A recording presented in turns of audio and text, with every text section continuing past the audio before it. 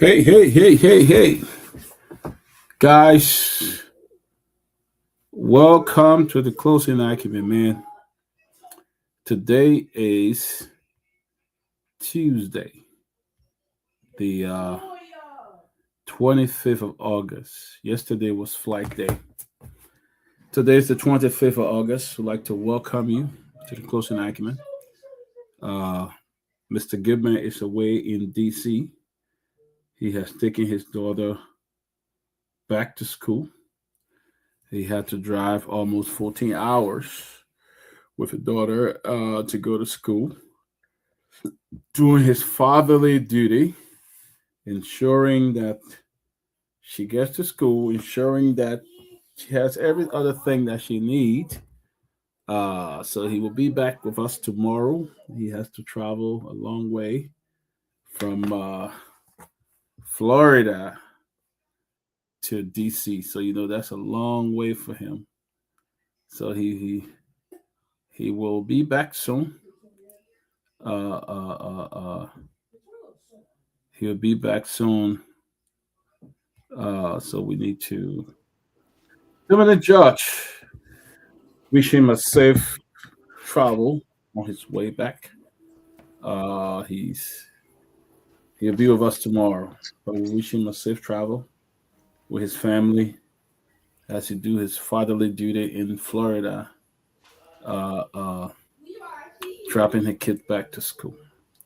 So, Mr. Goodman, wherever you are, we'd like to wish you a safe travel, and we'll be in touch with you. Tuman and George, yeah, we Yeah, are. Welcome to the Closing Acumen, man. yeah, it's good to be on the show, man. You talking about Mr. Gibbon? I just dropped my daughter, drop her on campus today too. Work, Yep, works the balance. kids are going back to school. Yeah, The man, I kids let are. her do 2 hours drive, 2 hours to go, 2 hours to come back. Yeah, my. Her first year, she's so excited. I said, okay, wait, be excited. Excited That's a because good thing. everything brand new, right? Everything new, new freeze, new everything. Gonna live on your own and see how life will be. And she turning 18 on the 2nd of September. I said, wow. That's very good, man. You give the Yeah. kids the opportunity, and they get to go to school and get to learn new things. That's awesome. That's awesome. That is very awesome. Awesome. So yeah, that's awesome. And so uh, Tony, let me take this call. Tony, go ahead. Okay. Yeah, guys, it's good to be on the show, the closing argument again tonight. I'm expecting one of the lawyers of the former Vice President, Madam Joe Howard Taylor, to join us tonight to talk a little bit about what happened today. As you're aware, the former Vice President legal team appeared before Judge L. Ben Bago, and they requested some adjustment for her on humanitarian ground, but he rejected it. And tonight, for the first time in the history of our country, we have a former First Lady, former Vice President spending a night at the River Central Prison. Today is a sad day for, for many who believe in Madam Taylor, and want to wish the best for her because we have not experienced such a thing in our country before history. So everybody's the country is everybody's concerned about it. But I've been speaking to I spoke to my dear brother Ben Sanby, who was with the former vice president today. I also spoke to one of our lawyers who was will join us tonight. But it's good to be on the show. Let's see what happens. let's take it from there and see what's going on. But our democracy is a test. Our legal process is a test. But one thing I learned tonight, the counsel for the former vice presidents is determined that they will come up victorious in this case. She will walk free from this case. They are confident about that, based on the charges and that have been produced by the state. So let's see what happens tonight. Let's see what happens in the coming weeks, coming days, coming month. For me, what I always tell people is that what has happened, make sure that, like the president said, no sacred cow. So that means if this investigation leads to the president whom, whether his son, whether the vice president, or whoever, they should not spare anyone, because now it's an open case. We've been hearing all these rumors coming about, so let's see what happens. And also, I see heavy security. I don't know why they do what I want. They got heavy security person at the prison tonight, barricaded with heavy. What is all that for? I mean, come on, man. The woman is not leaving from there. She's now running away. Nobody going to go to relief or go there to bust the cell open for her to go. What are you doing all that for? But anyway, there's a situation we have a hand. But Junkies, welcome, man. Let me try to get in touch with this the lawyer while you take control. Hold on, okay? Yes, and so good day, good evening rather, because it's already nighttime here in Liberia, and good day to you guys there in the diaspora and our followers who are also following and watching us from the diaspora community. That means outside of Liberia and all well-meaning Liberians that are following the closing argument. We are here live on Freedom FM 87.9. We are also on Truth FM 96.1. We are also aired on Care Radio, Radio Beizu, and other community radio stations around the country.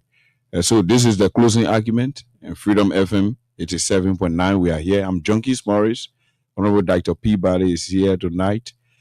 Chief Sing Tumani Nyenwolo George the First is on, and we are expected to have the lead lawyer of the former vice president, who is now beyond bars, on this platform. So tighten your seat belt, your seat belts in your various corners, and know that it's going to be mind opening tonight, because we'll be having a special guest on our program tonight, the closing argument.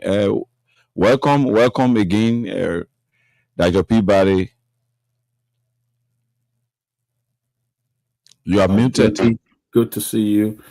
It's good to be here on this Tuesday edition of the Closing Acumen. Mr. Gateman is in DC with his family. He had just taken his daughter to school back on campus. Some other people have Tumuli took his daughter today, but the Gateman had to drive almost 14 hours to drop his daughter to school. So hopefully he will join us tomorrow and be back here on the show. So for those of you wanting to know, you haven't seen him in a few days, he is in DC, ensuring that that young lady is settled in and that she has everything she needs before he comes back. So you will see him tomorrow. He'll be back here. So, but Junkie, good to see you. And it's a lot going on in Morovia. It's a lot happening in Morovia. A lot. Sure.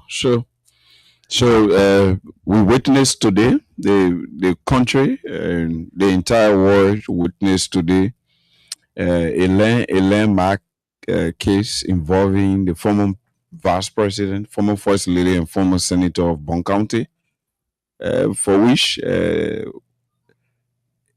ended up lending her to South Beach, so to speak. So right now, as we speak, the former Vice President, Madam Joy Howard Taylor, is being remanded behind bars at the Morovia Central Prison, commonly known as South Beach. Basically, I think I want to start up in this manner. Yeah, we agree, we embrace and welcome the rule of law taking its course in regards to actions that should not be carried out by people of such caliber, even if you are not of that status in life. We as human beings, we know that it is something that nobody should involve with because it is destructive. Albeit, I have some concern. And my first concern is the speedy and fast tracking of this matter is appearing unique to Madam Joy Howard Taylor. Why do I say so? There are names. There were recordings. Now, recordings now are admissible in court because it is Joy Howard Taylor. There were names. There were recordings. And those recordings, we continue to over and over re-amplify and amplify the nature of those recordings. And they are being dashed. They are being swept under the carpet. They are being ignored. They are being condemned. But today, the police have used recordings and even used evidence from the recordings they had or they have in their possession to go to court. Recordings are admissible. Video recordings are available. Namely, giving instances that are chronological in terms of how this process started, how it is proceeding, and where it is headed. The recording from the cartel memos allegedly indicated a lot of things. Why even the EPS boss himself admitted and alluded to the authentication of that recording. That recording, many government officials who are personally serving this government admitted that recording is guaranteed, is tangible, is real, is not an AI recording. That recording, information from it have not been brought under the police authority for further investigation, and for those who were named, as it is in the case of other people like Madam Joy Howard Taylor, to be called for questioning, to be called to clear their sides. In fact, after that recording, the president's son had a press conference. He had a press conference addressing that recording and even indicating that those guys had been in a habit of calling him. There are people there. I think you guys have some background issues there. Okay, and he himself, the son of the president, Jojo, had a press conference, and he himself admitted of receiving calls from those guys who are allegedly the cartel members requesting for the 10 tons, even though the government of Liberia, under the guise of the police, according to them, seized 4 tons. But the guys are even also saying there is six more tons that they have not unveiled to the public, and the two guys who were in custody or who are in custody, I don't know whether they stay there because Nicodemus activities can take place. Those guys, monies were given. But just you rushing too much. You rushing too much. Calm your blood down, junkie. Let's get into this. You already you go you going too fast. We got a lot to deliberate on junkies. Let pause a little bit and see what we're gonna do later. Let's pause a little bit, junkie. You moving right on time. But junkie, yeah, you talk about the first lady going to they took her to jail today. I didn't follow the story. Did the judge say that it had enough evidence, credible evidence to land her in jail? Definitely because uh, she was indicted. The crime is not billable, right? No, it's not bailable. It's not bailable. In fact, bill was rejected. There was no way for any bond. Or the The crime is government? not bailable, and Who was the and judge? Who was the judge? uh, his name slipped my mind. While we are in flight, I'm sure his name will come back to my mind. But here is the layout. His name is El Ben Baku. Yeah, Baku, George Baku. Yeah, he's not. Yeah. Like you said regularly, whenever the drug law, I think it was the Yeah, law was amended during the Weir administration. the we administration, it became Was stringent. yeah, Yeah, providing that it's non-bailable. yeah, drug. Why they Yeah, did that's that? it. Why would you grab somebody at jail there when it No, not even the framers of the law of that law was they were targeting those who really were involved, who were getting who are involved with this drug selling, so to make them know that they were taking a serious approach. That if you are caught, you will not have no have you won't be billed.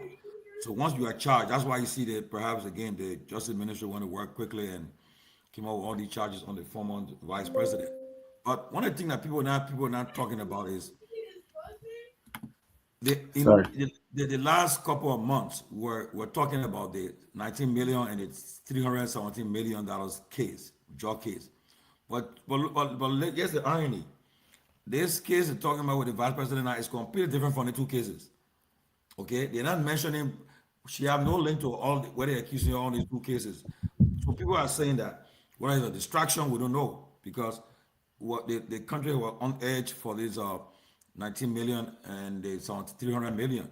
But all of a sudden they brought about the case of the former vice president and it's not the issue about the 317 million, 19 million is being we're not hearing much about it. But they focus on so people are saying because the pressure was too much on the government, perhaps that's the reason why they decided to just perhaps to use a diversionary tactic. We don't know, but again, I'm awaiting the one of the vice president's lawyer. They're saying that they have no case on them. There's a case that they will mount aggressively defend. And one thing what I saw about the charge sheet today, the indictment sheet, if the government is using Sheikh Bashir Kante as a state witness, then I'm worried about that because this guy is a criminal, okay? And this guy, if he's the only star witness you got, because if you read the documents, it immediately it breaks down like you say, I say, you say, I say, you say, I did. That's why I look at it, and if that's the case, then the government is in trouble because if you using this guy, where are the people that were involved? Now, if you say this lady met these people, now when they met her, were they introduced her as drug people that are involved in drug or investors? Because you inside a position you can meet anybody. If they meet you and say, well, meet Mr. George, these are investors. They didn't go with her and say, well, meet these people and we are known drug traffickers or we're involved in drug stuff. What is that? Is that the question people are asking? And if you're saying, I give you this, I give you that, Is your word against my word? Because now you have to corroborate what you're saying. Bring witnesses to come and testify this happened. But most of the people now they talk about they are at large. They're not in the country. They are not incarcerated. So this is a case that everybody's watching to see how they'll be prosecuted because it will be a landmark case. The world is watching, and we are going to see what happens in this case because uh, the, when you read the sheet that it came out today, is I really want to be convinced whether if that's all they got, if that's all they have, I think they really need to put out an aggressive team. Other than that, I'm afraid that uh, things won't be go the way as expecting.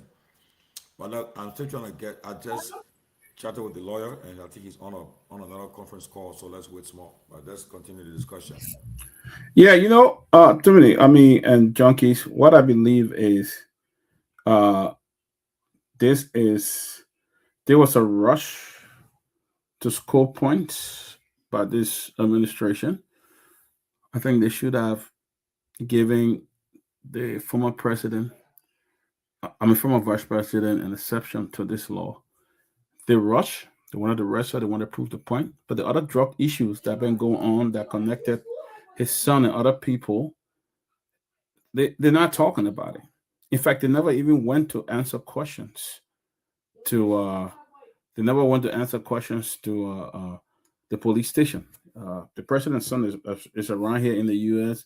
displaying his $150,000 Rolex watch and all kinds and stuff like that, and having fun. Why Vice President Joe Howard Taylor lingers in jail, which is very bad.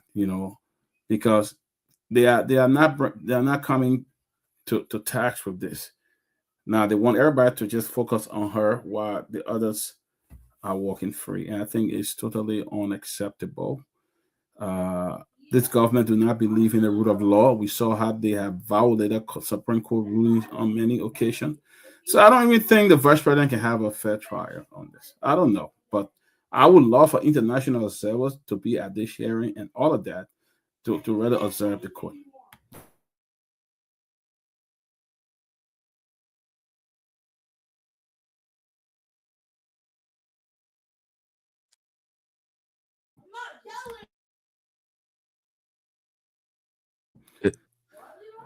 You know, so that's what could be going on. But I don't think it's free and fair. It's going to be free. I would love for them to bring international observers to this hearing because the government don't respect the rule of law.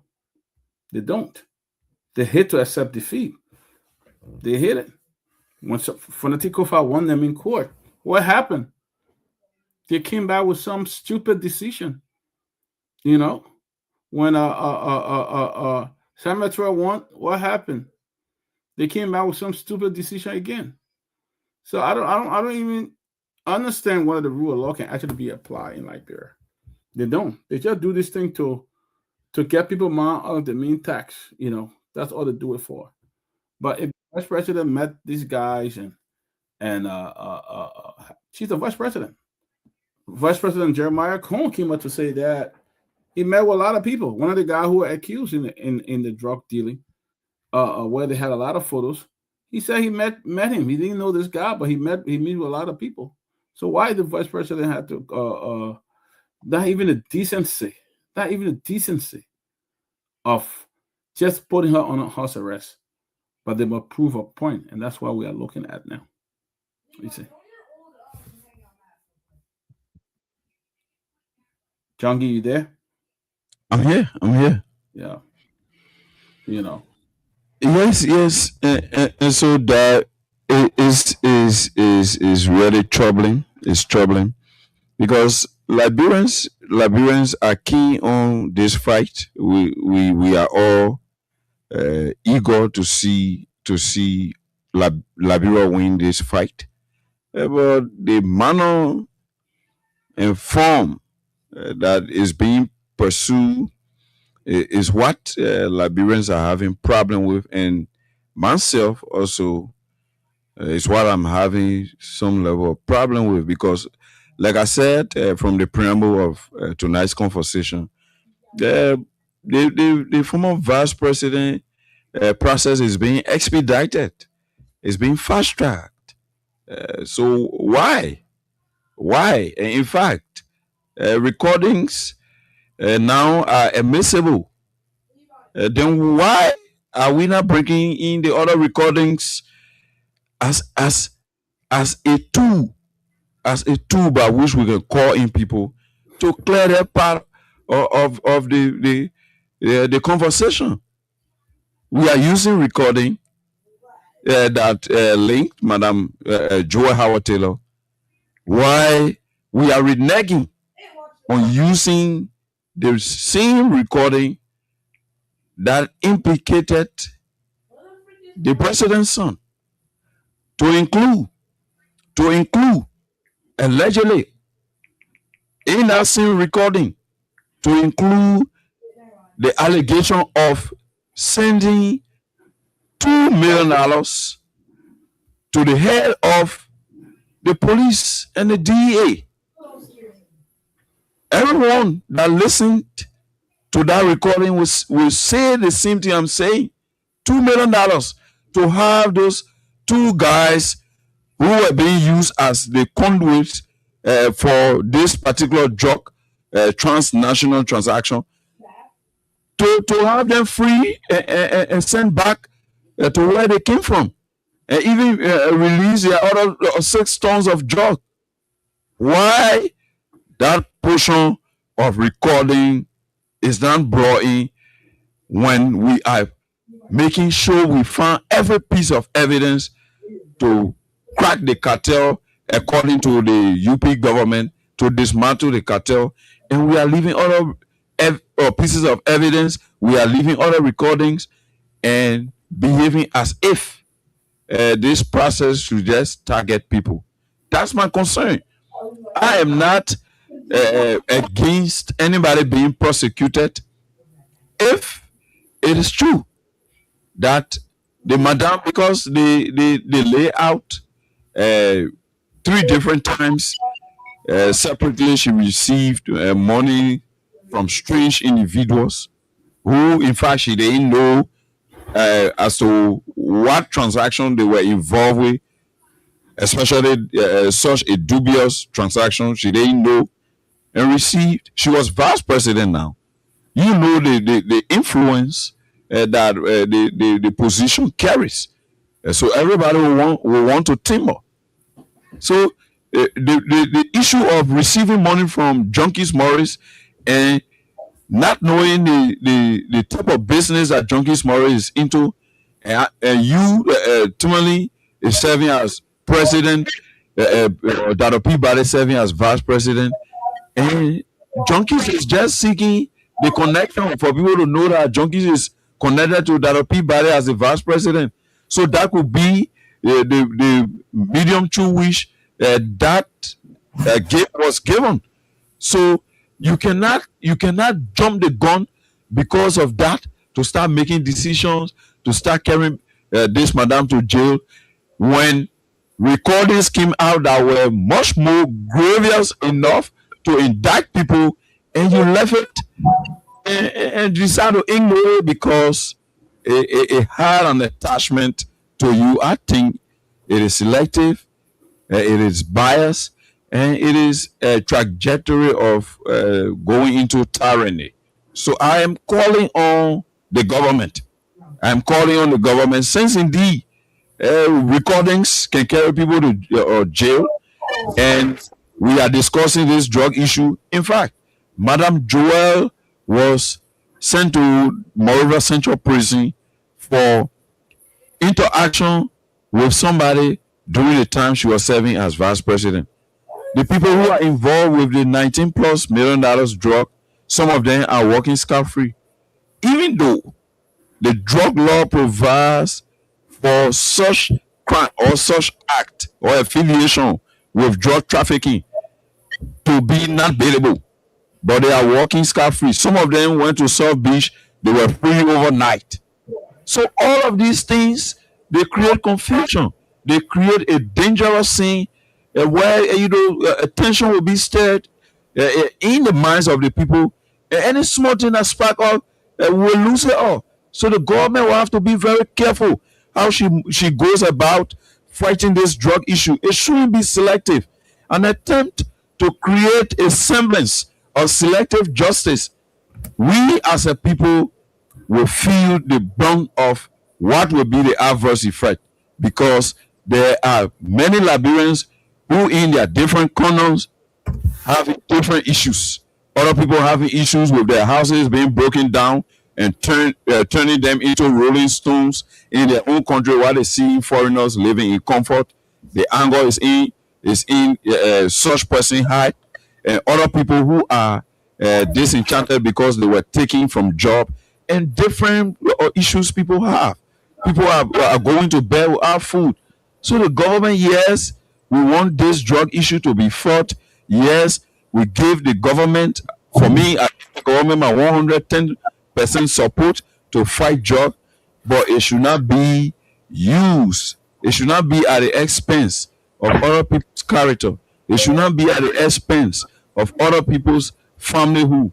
Let us be very careful and take our time in going about this. I thought it was the same trend that the president was taking. That was why Jojo and other people were not called in to include the police director, because they were being accused on videotape by alleged members of the cartel of receiving $2 million to release the two guys that were arrested. And in fact, they still have some of the drug here on ground, up to 6 tons, meaning the drug they have, that they are electing to have here, is more than the drug that have already been burst. So all of these conversations will have to come on the table, and we should not select which conversation we should have, especially when we decide to fight this holistically. Back to you, Dr. Peabody. Welcome, Mr. Abraham Toure. Good to see you. Welcome to the closing argument. Uh, Thank you, Dr. Peabody. Thanks for having me, and it's very cool to see everybody here. I've not seen you in a long time, so yeah, thanks for having me. you follow the happening in Liberia today of the sort of arrest of the first lady of Liberia, and then being remanded at the Monrovia Central Prison. What do you? I want you to chime in. I want you to chime So there are a couple of things that I will look at personally as I discuss the arrest of the former vice president. I think number one, my hope and prayer is that the police did the due diligence, saying have all their facts, and I'm hoping that yes, every you know um, facts they have to prove that case should cannot be disputed, or will probably be undisputed. As a matter of fact, is that I hope that they are facts that can pretty much keep up behind bars. That's my hope. However, though, if they don't have enough evidence to convict her, then I think they're just making a strong case for the strongest opposition right now, the most likely opposition, which is the Congress for Democratic Change. They're just making a strong argument for them, saying that, oh well, members of their past leadership, have been, witch hunt, because we saw the former finance minister went to court, and for some reason the jury found him not guilty, and the government came back later to say there was some foul play, and that case is pretty much for the most part still much ongoing. They still have interest in the case as a government. So I just hope that this is not the same situation. I hope they do that. They did a good job. However, if they did the job, if they did do, because we are just here doing, for an example, from the arrest date to the detention to the arrest, all we here doing is money, money, quarterback, right? because they know what they have. We don't know what they have. We don't have an idea what they have. We cannot articulate it. They know what they have. They have all the evidence that they can bring forth. Now, Madam Jua Taylor has her lawyer. I don't know how they. I don't know in detail how the Liberian court works, but usually the two lawyers, the prosecuting, lawyer, and then the state comes together. The state and the defense lawyer come together and they compare all the evidence. Say, this is what I have on your client, and then it gets recorded and so on and so forth. So I hope that whatever they have, because all we know sitting behind these microphones and hearsay is the only one big thing I have on her is the recording and money that was transferred. We also have to understand where did the money come from who it came, and let's not forget already got two guys in jail. We don't know what to tell them, like the police director, the police or the law enforcement on this case. We don't know what to tell them. We don't know if they are confessing. We don't know that. So why should we have some societal and traditional sentiments towards this case as what we term in our mind as how things should go or supposed to go, but our traditional approach to things cannot circumvent the Constitution. The Constitution supersedes all law, right? So there's no guarantee under the Constitution of Liberia that says a vice president cannot be held responsible or cannot be taken to jail or arrested, how you got the thing, and as a criminal if she's allegedly involved into anything because of a big crime. Because John gave all of us here, including you and I, equal treatment under the law. And that what that says is, and I think I said this in my podcast, the equal treatment of the law doesn't say if you're a vice president, you've been accused for something, you should be treated differently. For the matter of fact, they don't even have handcuffs on her hand. That's the respect they even given her. So I even call her to the police station, from the airport that they say, oh, we want to talk to you. That's respect they giving her. Okay, they wouldn't go to a house because whatever they have on her, going to a house to search our house, it will require a warrant. They wouldn't do that. They probably never had a judge to sign a warrant by that time. So say, well, the best we can get you is the airport. We don't need warrant for that. We just need proper cause to prove that okay, we need you, right? And Manatina is a lawyer. She went to law school, and there are a lot of things that could play out here. But I think that, like I say in my earlier statement, the Constitution guarantees everybody equal treatment under the law. So the single Bucky Rowe went in handcuffs. If I was police director and I had overwhelming evidence on Madam Taylor, I would have put her in handcuffs. I don't care what who says, because that's what the Constitution guarantees all of us. If I was police director today in Liberia and I have overwhelming evidence to indict her, once I've charged her with a crime, she's going in handcuffs. And I don't care who it is. And everybody should be treated equally under the law. And I'm not saying if they're abusing her right, it is right. And that's not what I'm saying. I want to be corrected. I stand to be corrected. I'm not saying if they are witch hunting her, it is right. I'm not saying if they don't have enough evidence, then that means the police is right. But if the police have evidence to prove that yes, she's linked to this drug thing, she should be treated like anybody who will be arrested and should not be looked at because of a vice president. The Constitution does not guarantee sex. It does not guarantee illness. Nothing. It guarantees equal treatment under the law. That's why when a person is sick, they put them in handcuffs. They take them to the hospital. They call them at a hospital bed and treat them, bring them back the same way. And everybody who have been accused of a crime deserves that same treatment. That's just what I All can right, say. Anthony. Okay. All right. All right. Welcome, Robert. Good to see you. And I'm sure you've been following the conversation on the first lady being remanded at the Monrovia Central Prison today. Uh, you want to chime in? Anything? Yeah, thank you. Good to see you, and good to see everyone else. Dr. Peabody, Ture, Junkies. Good to see you as well, my brother. But my thing with Ture is Ture. You have to, and listen. I respect your views, right? But sometimes it seems like there's a lot going on in the expression of your view. It's one thing to pick a side and have the conviction to stick to that side, right? But it's another thing when you are making assumption. It's almost like you saying, "Hey, I called the IG to thank him for a job well done." But if it turns out that the vice president rights were violated, then I'll criticize him.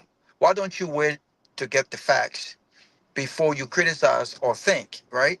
And so I think that, and again, you're a grown man, you have the right to your opinion and say what you want to say. But I think for the sake of our listening audience, I think it's important for us to be direct with what we say, and pick a side. It just seems like you do not understand. It's like you're conflicted. You don't know whether or not the Constitution gives the vice president the right to remain silent, whether or not it gives her the right to be put on handcuff, whether or not it gives her the right to be treated differently or not. I don't think any Liberian, anyone who truly wants uh, to fight corruption, who truly wants to fight this war on drug, will condemn the government action and its fight against drugs. Most especially if that fight against drug did not appear to be targeted. And I think this is the reservation a lot of people have. It's not that the statue of a Liberian, a permanent Liberian citizen, is at stake, or we are demanding some sort of preferential treatment. It's the fact that it appears, from all indication, that uh, this could possibly, and I want to re-emphasize the word possibly, be a political stunt. And this is why I said that. This is why a lot of people have reservation. I'll give you an example. This is the very government who came out with all of these charges against the former finance minister, Twe. We were all here. We saw these charges, and we questioned whether or not the government had all of the evidence to prove these charges in a court of law beyond a reasonable doubt. Well, I'm not assuming. The facts show they couldn't. They couldn't. But they presented this image and this picture as though one, Samuel Twe attempted to flee justice when in fact he came into the country willingly to confront his accuser. Due process was allowed. He went to court. A jury of a peer, after evaluating all of the evidence and the presentation of the prosecution in court, determined that he was guilty. He was not guilty. He was acquitted. Not guilty. This is the same government that we saw the former mayor locked up along with others, only for charges to be dropped. This is the same government that most of its most of the folks that should be investigating this case, the law, the joint security, most of the folks around the head of this investigation have either been dismissed by allegations of taking monies from folks allegedly involved into this drug thing. And today, as we speak to you, some of these guys are not in prison. Some of them have not even been charged. There are questions surrounding the Ministry of Justice and the procurement of vehicles given to them. These are the people in charge of this very investigation. I only mention this not to justify or not to say that Joy Howard Taylor is guilty or not guilty. We all await her day in court. And I think only based on the evidences that the state will listen, the burden of proof is not on Joy Howard Taylor. Joy Howard Taylor is not, it's not in court. It's the state. The government of Liberia are making these charges. And you know what? I'm not a lawyer. But listen to some of the lawyers respond to what's been said. I mean, if you listen to that they're using languages as she agreed to intentionally distribute uncontrolled substances on license. She agreed to facilitate drug trafficking. She agreed all of these things. I'm sitting here thinking, we'll wait. How do they prove in the court of law that she agreed? How? I mean, and so no one is saying that the vice president should be treated differently. Whether or not she was handcuffed or seen in handcuffed does not erase the fact that she's at Monrovia Central Prison. She's not given preferential. Listen. If I'm Joel Howard Taylor, I would stretch my hand and ask them to put me on handcuff. None of this matter. She's at Central Prison. The Central Prison perfect key was that. So whether or not she was put on handcuff or not, she's still there. The same Central Prison, a lot of regular Liberians are. She's there. So there is no preferential treatment, and I don't think no one is asking for one. What people are pointing out is what appears to be a political witch hunting of political opponent and the aggression that is applied to these individuals as opposed to individuals involved in this administration. It's glaring. We've seen it happen.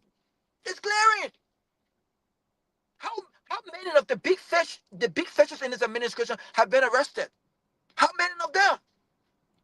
How many of them, the big fishes in this administration, have been charged and they are imprisoned?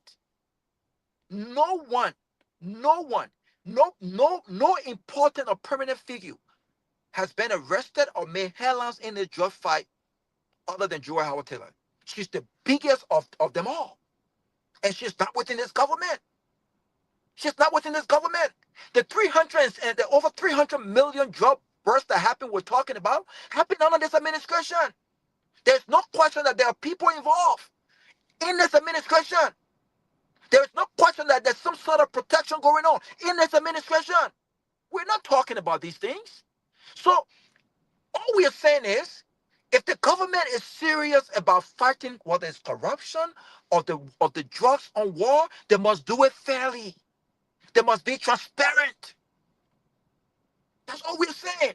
So I don't care whether or not Joy Howard Taylor gets preferential treatment. I don't give a damn about her position. What I care about is the facts. What I care about whether or not the government can prove these allegations in court. What I care about is ensuring that her constitutional rights are protected. And I'll close on this note. You just stated here that they arrested her and it was some level of respect given. No, Teresa, it's not respect. When a Liberian citizen unaware of an investigation, no prior letter is sent to her to appear in court for questioning. No prior letter is sent to her lawyers. Make arrangements to travel out the country. This is the fact. Joy Howard Taylor was not invited prior to going to the airport. She don't need invitation. She don't deserve it. Who in fact, I'm let sorry. me ask you this. When the police is asking when they're investigating you, you didn't need a prior notice to say that investigating when they investigate you? No, Tori, that's not what I'm saying. Listen to what I'm saying. Listen to what I'm saying. Okay, Listen to what I'm saying. If you are investigating anyone, right, and you want to invite them to go to court for questioning, you don't intercept that convoy. You send them a letter. No. Let me say something you're missing. Let me say something you're missing. No, let me let you. You have your opportunity. Don't steal show on my time. You have your opportunity to talk. You again. You were wrong when you said that the government show her respect. That was not respect. Intercepting the vehicle of any Liberian citizen who made arrangements to travel outside of the country, not because they were criminal, not because they were attempting to escape any alleged crimes. And you present a picture as if, well, you know, Madam President, you are under investigation. Breaking news. She wasn't aware that she was under investigation. She doesn't need to be aware. No, but she had a right as a Liberian citizen to make arrangements to travel outside of the country. Sure, that's true. The state did not send her a letter to say, listen, Madam President, you cannot travel outside of the country because you're under an investigation. And she attempted to do so anyway. That was not what happened. And if you're going to do that, there are many ways you could have done that respectfully. You know how they could have done it? What? They could have communicated with the security under. Listen, Joy Howard Taylor is under the protection of the state.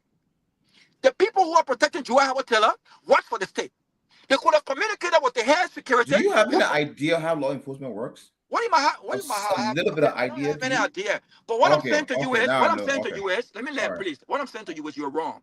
You need to find something and stick to it. There are many ways they could have gone about how to invite Joy Howard The Taylor to the only one way they the. could have won I mean, about why they that's keep exactly what they interrupting me? wanted. Don't No, but interrupt me. I won't interrupt you. Don't interrupt me.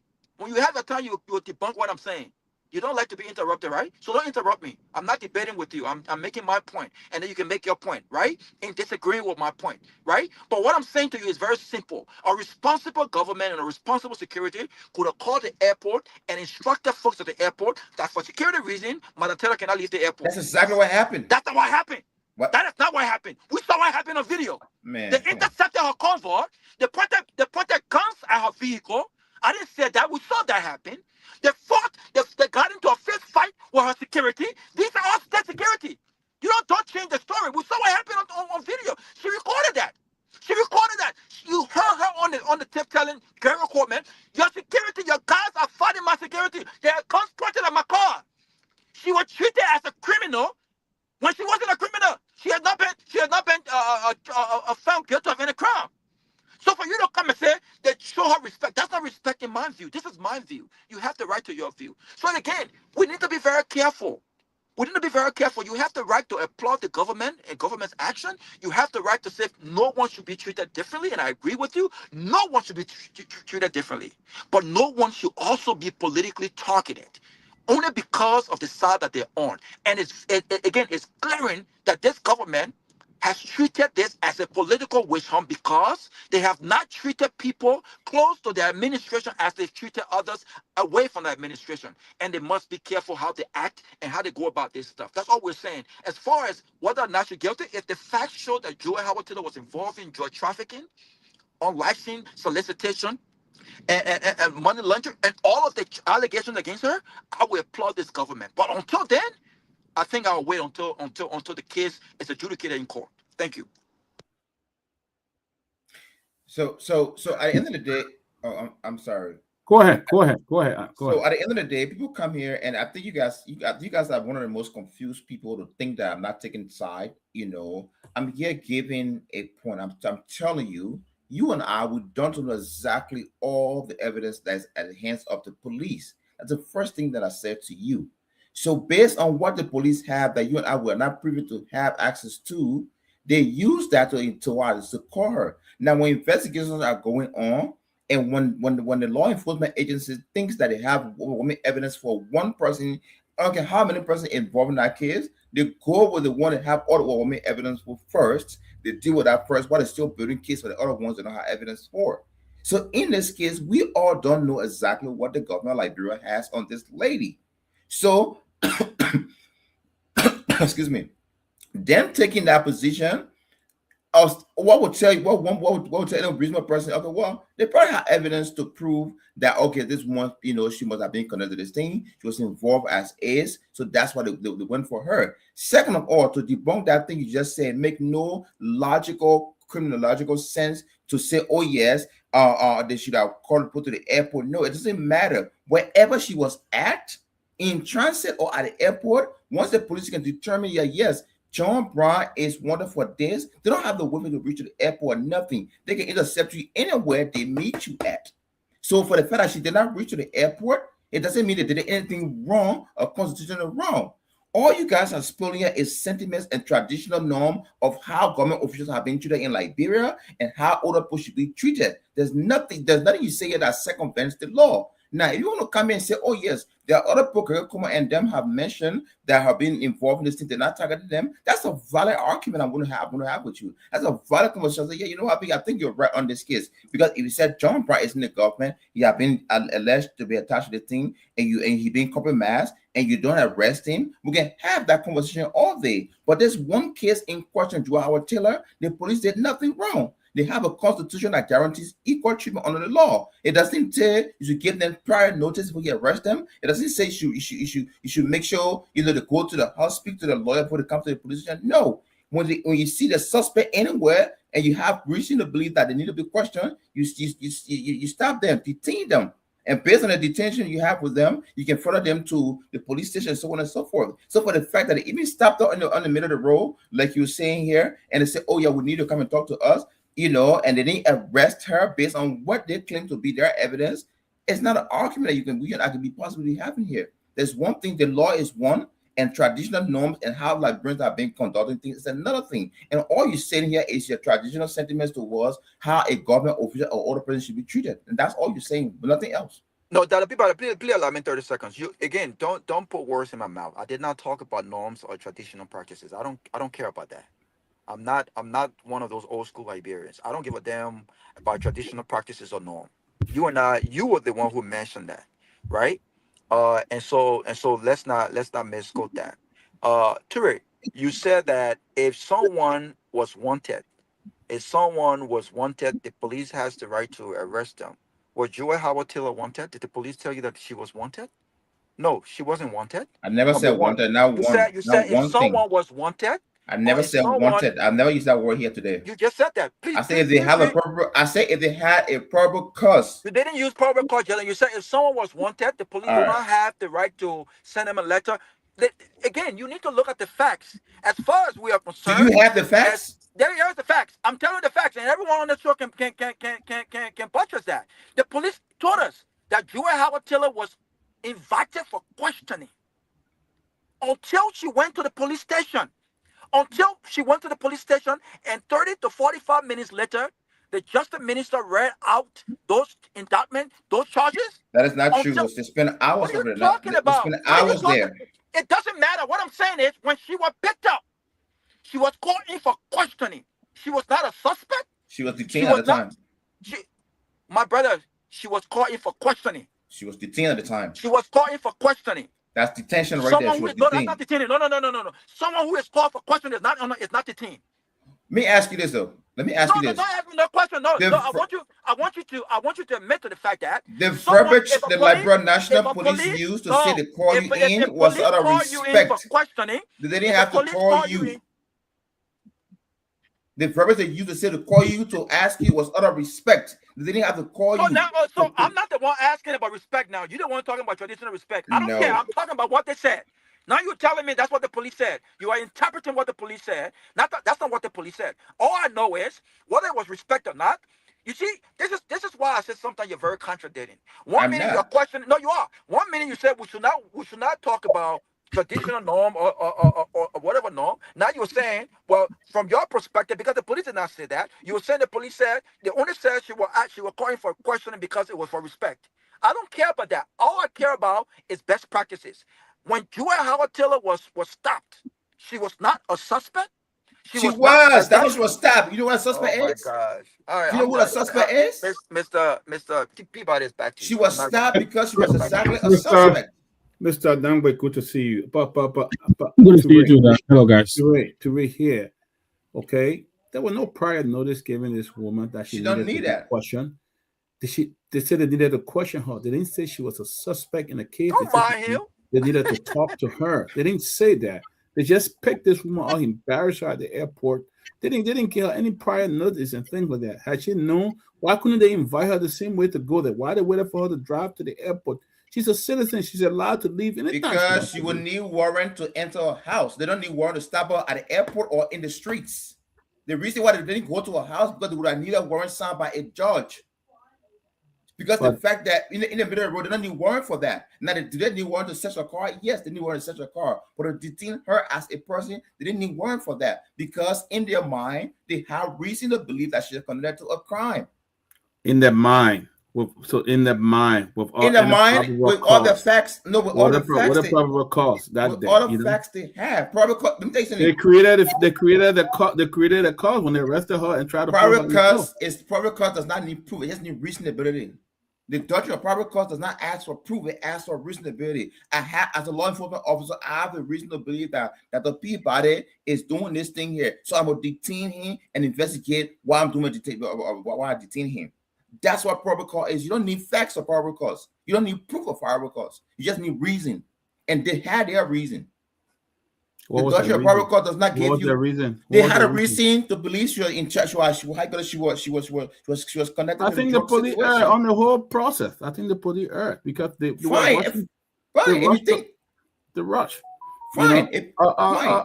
But let's go to Mr. Nangwe. The others have been here. Let's give them a time to say something. So, Mr. Nangwe, good to see you.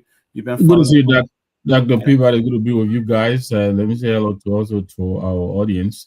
I listened to some of what you guys were discussing in the back. I can understand Robert's English, the hangover from the vice president's arrest. I think we all sounded off here. I think the government had remedies to handle this situation. I agree with Robert. I think they didn't handle it properly. Look, the government can blacklist you. We all know that. If they blacklist you, you can't get out of the airport. You can travel. They have lots of options available to them. I think what they did is disgraceful. We have said it here.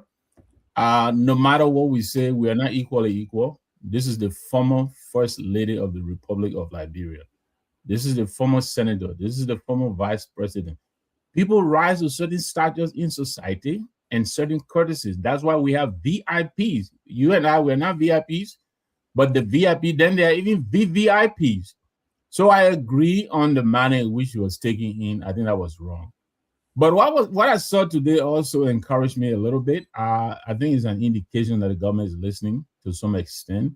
I think I saw her procession in and out of the courtroom. I thought she was handled with as much dignity as could be expected. I think right now we all have to wait to watch the process now and see how it plays out. I think for me, my initial concern on the way she was taken in, I've already sounded out on that. I think the rest of it now is for the legal process to take its course. She was charged with some very grievous crimes, um, not bailable, and that is why she's in jail today. So I think her lawyers now have to get to work and work the legal system and find all of the technicalities that will afford them the opportunity to spring her. Other than that, I really I give the government props. I agree with the rescue ramble, and only because there's nothing else available to go on. I read what Martin Colley wrote a couple of hours ago. There are a lot of names that he named. Some of them we already know, from the Gerald Smith to Oscar Brown, Michael Brown, all of these people, Mike Kuyate, all of these people. So I think to that point, I agree with Robert that the arrest that the government is carrying out is not being done uniformly. I think that is concerning. And Ture is right. Besides the charges that we don't have the evidence available to us that these people are looking at, and I guess the pace is probably determined by the evidence available to them. We had heard that some of these people charges will begin to come down this week, and I think we're seeing it. So, I'm talking here and talking there, but I'm not being a hypocrite. I'm just seeing the points on both sides, and I'm accentuating them. I think what they did to her, the way they took us in, was wrong. But notwithstanding, I think they have now righted that process. In my opinion, I think they're not doing it the legal way that is supposed to be done. They took us to court and processed her, read the charges for which she's been detained. That charge is now available. The drug offense in Liberia is now available, and that's why she's in South Beach today. Does it break my heart? Absolutely. Former vice president of South Beach. But that is the process. I think that is, what is expected. As I pass it back, I have to say this is not a good day for the Eve gender, both globally and in Liberia. A musical icon is being mourned today, Dolly Parton, a great musician she was. And of course, locally, the former vice president. I've seen a lot of the female, they kind of tune. I've seen my girl Mariah and other people. Everybody is expressing the disappointment or the manner in which she was taken in. But notwithstanding, I think we are now also making our hopes and expectations, anticipation to the process, and let's see how the process unfolds. Yeah, yeah. It's true that they have evidence they can arrest her, but is that everyone involved? The vice president's son was never Correct. e- was never even investigated. He didn't even Yes. report to police station. Yes. If he was not involved, then he shouldn't have had a press conference. The vice president's son, you said? I mean, the president's son. Oh, He shouldn't have gone. He shouldn't have come out with this long press conference after a video pop up, and he came up to defend that. He didn't deny the video. He said that people call him, and he talked about going to France to hook up somebody who wanted to open some soccer program in Liberia and all of that, but he didn't go farther. Who were the people? He didn't know. He said he didn't know who they were. Didn't know they were involved in drugs and stuff like that. But he's in America walking around free. He was allowed to travel. Why did they not stop him to go to the police station and answer some of these questions? And then if there was no reason, then let him go. So I think the point here, they're being very selective because some of the other folks that have been fired and were president asked for them to be charged, they are still walking around free in Monrovia. The whole NSA group, they are all in Monrovia walking around free. The deputy director for administration, the deputy for operation, they haven't been charged yet. I mean, they haven't been charged. They're in Monrovia walking free. So it appears to be a selective and stuff like that, And the police director is in the midst of a mix of a lot of stuff. It's just the vehicle purchase, the dealing with Minnesota and the lies and the different things. So it's really bad, So I mean, they have the evidence. I don't know what evidence they have. I'm not here to say they don't have evidence, but I think they're being very selective on the case here. And also I don't trust the justice system in that country. It's very biased, it's very corrupt. We've seen cases, Samuel Twe, we see Fonatik Kofa, we see other cases that they won't let go. We saw the issue of the Supreme Court ruling. Their government have not, they don't even regard the Supreme Court when they rule. They don't. So how can even Joe Howard get a fair trial? I mean, that's my point here. I don't even believe she's going to get a free and fair trial. Has there been a ruling from the Supreme Court that they didn't regard? Man, stop sitting there acting funny, man. When they rule about a Fonatik Kofa case, did they do anything about it? Did it do anything? And the government came up, and the president decided to work with the minority or what group. He decided to work with them, and he made a whole statement and say he was going to work with them. The Samuel case, Samuel Twer case, where he was acquitted, what did the government do? What did it do with Dr. Tukbayan case? Well, the Supreme Court said, hey, give this man his job back. What did the government do? Did they give him his job back? And the secretary said they're going to appeal the case or something else. What have you heard from there? I'm going to ask you. I'm not defending. I'm not asking because I didn't know. What is your question, Mr. Curry? No, you were saying, how they didn't adhere to the Supreme Court. So I was asking which case, and you just clarified. That's all. Okay. Yeah, I think that is one case that will continue to hound this government. The speaker's removal. The Supreme Court came out very, very clearly. They came out with the initial pronouncement. And then, of course, an information was sought, and they came out very clearly, including this current justice, who is the Chief Justice now. He himself opined on that very case to the effect that the speaker was a speaker, and there was a process that was laid out that they needed to go on the floor and acquire a quorum. They failed to do that. And so they should have gone back to the status quo ante, autovirus and all that stuff. The president sat down on it, and like Dr. Peabody is saying, and he made a statement. I was in Monrovia then. I was a gut punch because I had just met with the president, maybe less than a week that time. And the way he spoke, he was on his way to Ghana. I came on the show and told my friends here, and I said, look, I think the president is going to put, this into rest. I remember that. Yeah. Yes, I remember. yes. Because I met with him. He spoke in a way that sounded like, we've had too much controversy. We need to move on with the government, all of that stuff. And I'm saying to myself, okay, this is the Joe Barker I expected.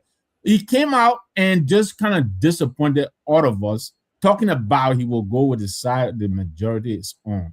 You understand me? And that case to today, we'll continue to cite that case. I think it was a big blunder on the part of this government, and it will remain a black mark, a black eye on this government to its end. That's that. We can talk about the Julie Andy, the same Prophet Key case in the very early days. Julie Andy and Prophet Key were in court. The president legal advisor, my very best friend, Bushuben Keita, they reporting that he called the justice to tell the justice that they have an interest in that case. And what happened? Julie Andy walked away with nothing in her hands. And of course, later on, they grabbed Prophet Key. That's another story. So there are instances that some of them that the people are citing, why a lot of us are nervous as to whether the judicial system would deliver as it is expected to do. Too many things have happened. and we've come out, very disappointed. And so, but like I said, we'll watch the process. I hope the former vice president, should put together a good legal team. At least, Troy did his part. He went in there, no matter what the outcome is today, but he exposed them.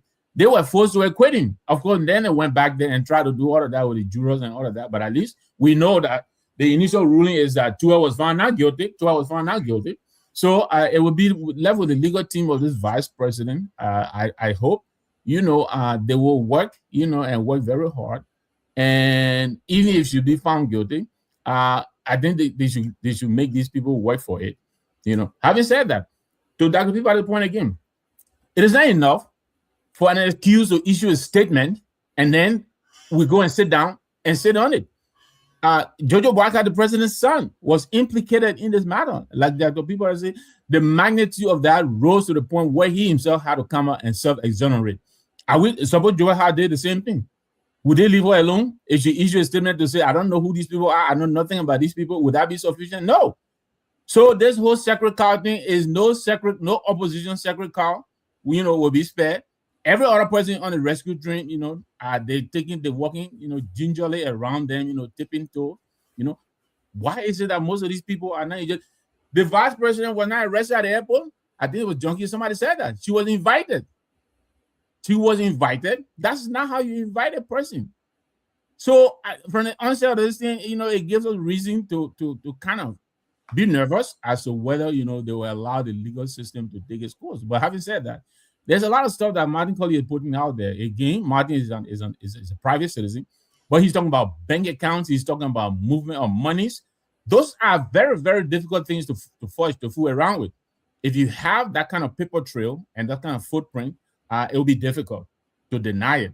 So he's talking about since 2019, when this lady was introduced to the vice president, how she wove herself, how she tied herself around the vice president, initially on waiting list, and I guess finally she became complicit and accomplice to this because I think she said some of the fundraising that this lady was doing, some of the money came from the cartel and all of that. The vice president should have known that, and I believe she did.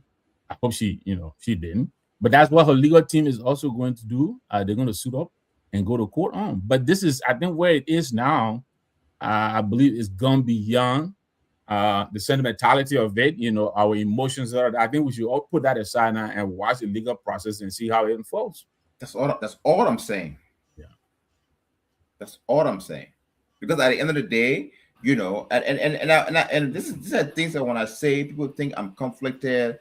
A man like Robert comes here and talk about. Let me ask you, though, as you're speaking, don't you think it is reasonable to expect Jojo Barker to be called in for questioning? Don't you think that's reasonable?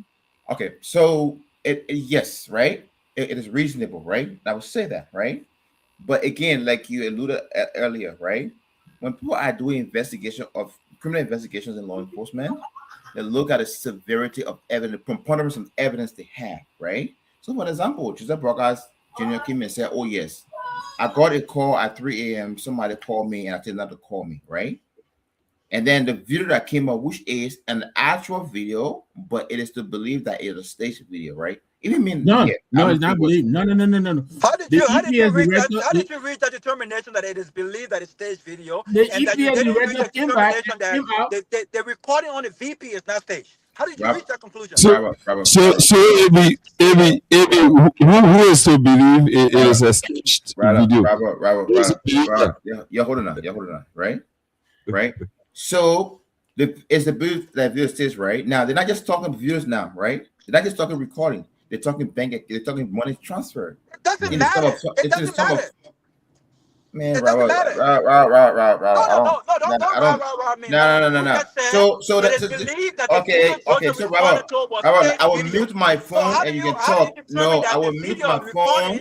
On the VP is not staged. Rob, we're too going for this. I'll mute my phone and you can talk. I don't want to be talking. I don't even lose my phone. You're not. But when it comes to JoJo, it's a staged video. Exactly. You 1 minute. That's why I keep saying you're contradicting yourself. You just said without any facts that it was believed that the video Georgia responded to is staged video. But you don't believe that the reporting on the VP, which is part of an integral part of the evidence, investigation. So how did you come up to that determination that because Jojo responded to a video that is believed to be staged, the evidence against him is less than that of the evidence against the VP? Isn't that double standard? So Robert, you don't need to hammer yourself asking AB question. He had already vindicated your argument that he's biased because he's clear here to say that the video that is linking Jojo Boaka is believed. It should be. No, Look, but more than that, junkies, the video See, link you Jojo see, Barker was vouched for by the EPS director. by Same the day. EPA, Same that day was a he went on record to premise say that video is authentic. Is authentic. That's the what he video said. is authentic, that was but the it was premise staged. alleged. The The, video the, in of EP itself, the the video of EPS boss. So are you saying you are more protective of Jojo than the EPS boss? that's not what I'm saying. For no reason, that's what I'm saying. I But said earlier, I said he earlier, authenticated. hold He on now, hold on now, authenticated. hear me out now.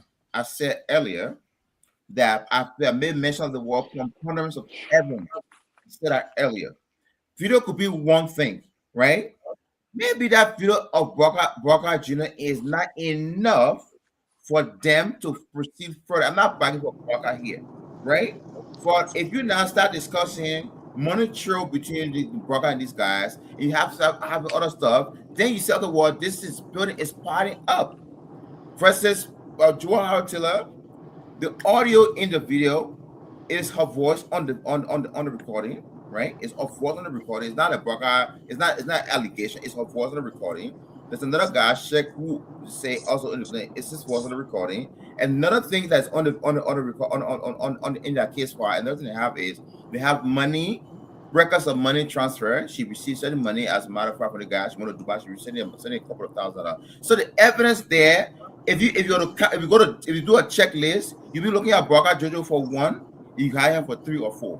So I'm not saying in saying that, oh yes, because this video came up with Broca, so Broca is Broca is not right. I mean, he's not guilty or he's not nothing to do with it. But I'm saying is law enforcement until they can give you charge, professional law enforcement, experienced law enforcement officers, who they give you charge, they do what they do. They got a lot of evidence because they're coming So in with a charge. They don't want you to escape from. So so even if that video from Braga or that election Braga on, right? Even if that video is authentic, even if whatever it is, right?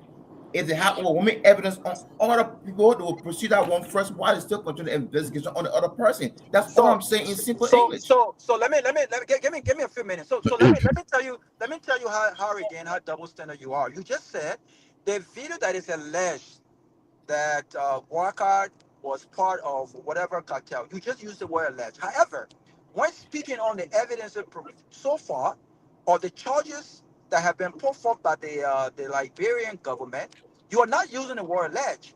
You are confirming that in fact, even though this has not been proven in court, Ture, you are confirming that in fact it is the voice of the VP.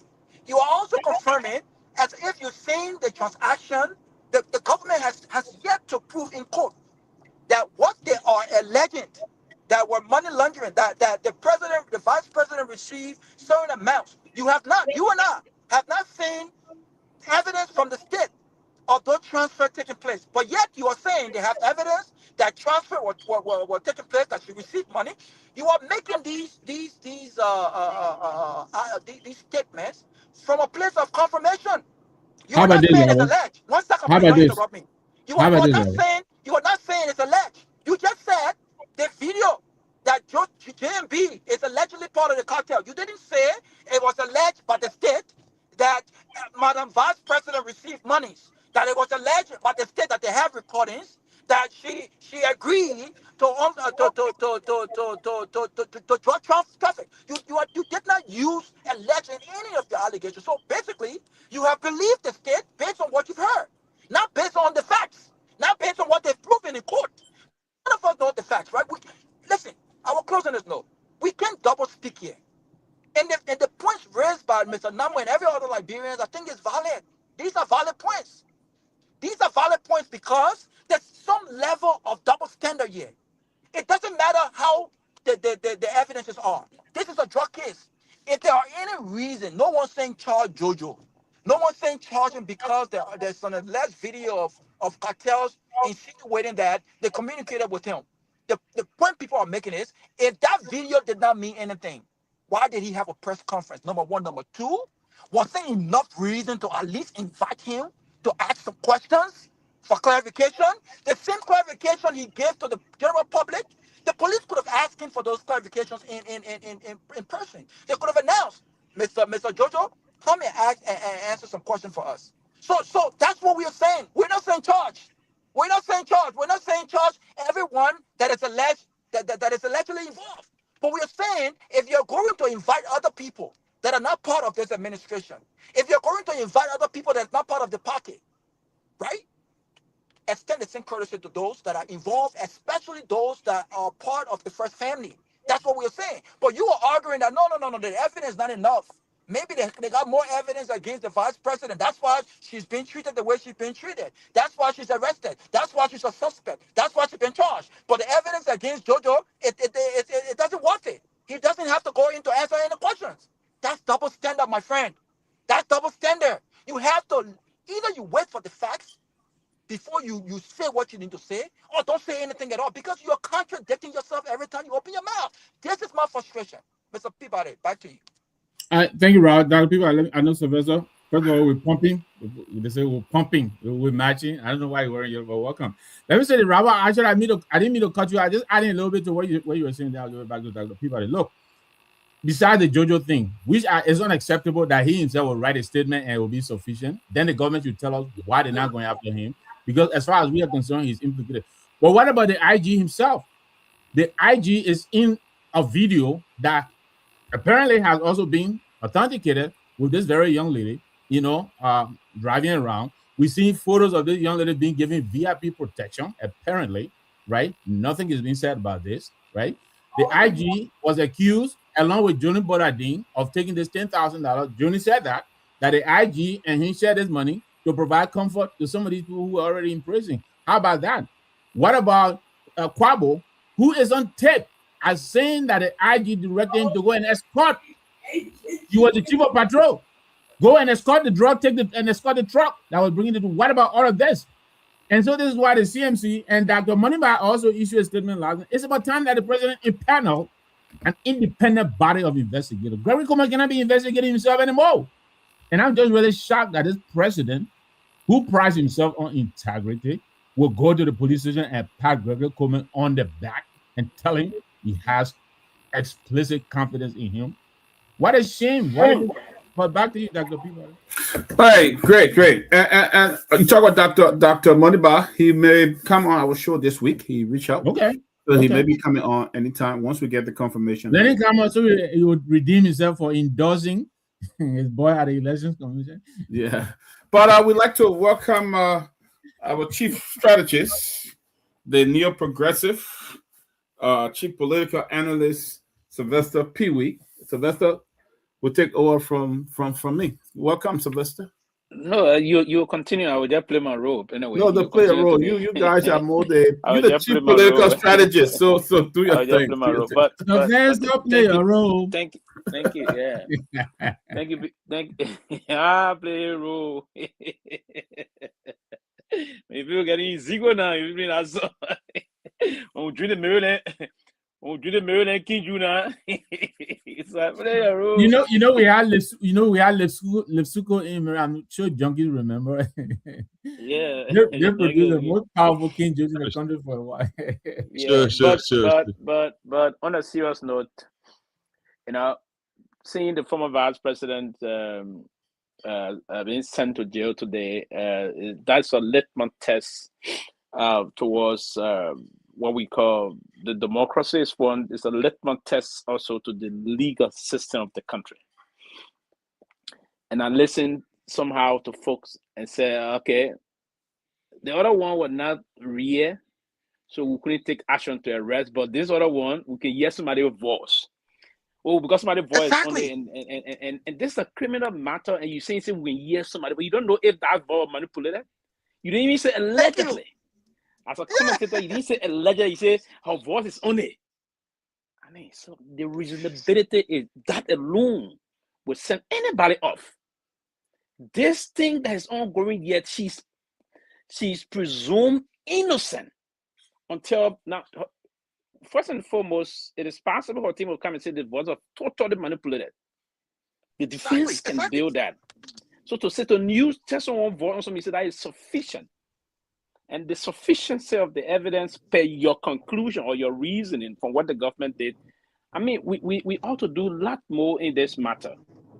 And I read a piece today. I would encourage anybody from here to read the piece that this guy wrote, George, the former education minister.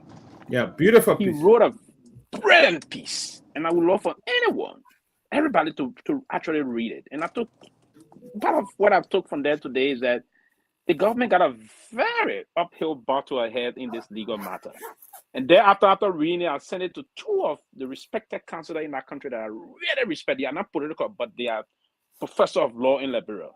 And the both of them said to me, if it is on the basis of what the government is running with now, the 15,000, the 45,000, the 75,000, and the recording, the government will be disgraced in court. If it is a bench trial, the judge will dismiss them. If it's a jury trial, they're going to be heavily defeated. Here's why quickly. It is possible that the Jewelfish Foundation received 75,000, 15,000, and 45,000 while in Dubai. Now, to prove money laundering first and foremost in a competent code of jurisdiction, you have to prove that that money was a bad money and you launder it to someone to clean it up. Did Jewel receive the 45,000 in Dubai and bought material of that 45,000 and came to Liberia, sold those material and sent the same money back to the cartel folks? That's one. Money laundering is defined. It's not an insinuation. It's a dirty money. You send it to someone to clean it up for you. Did she do that? Did the money sent to the foundation? Did the foundation receive the money and clean the money and resend the money to the cartel? Did the lawyer of Joe Howard Taylor, imagine if a non-lawyer, because when I did this, I had to read, watch movies, and then do these things and do some analysis, some just scholarly analysis as a non-lawyer. And it's saying to me that to prove a money laundering case, these are the kind of thing. You have to prove that the person received the money through those fictitious means, and they have to send the money back with the intent that that money was laundered to you to clean it up and send it back. That go back to the issue of where they said she received 75,000 to the foundation. So the government, if the government would receive, it's possible her foundation received the money.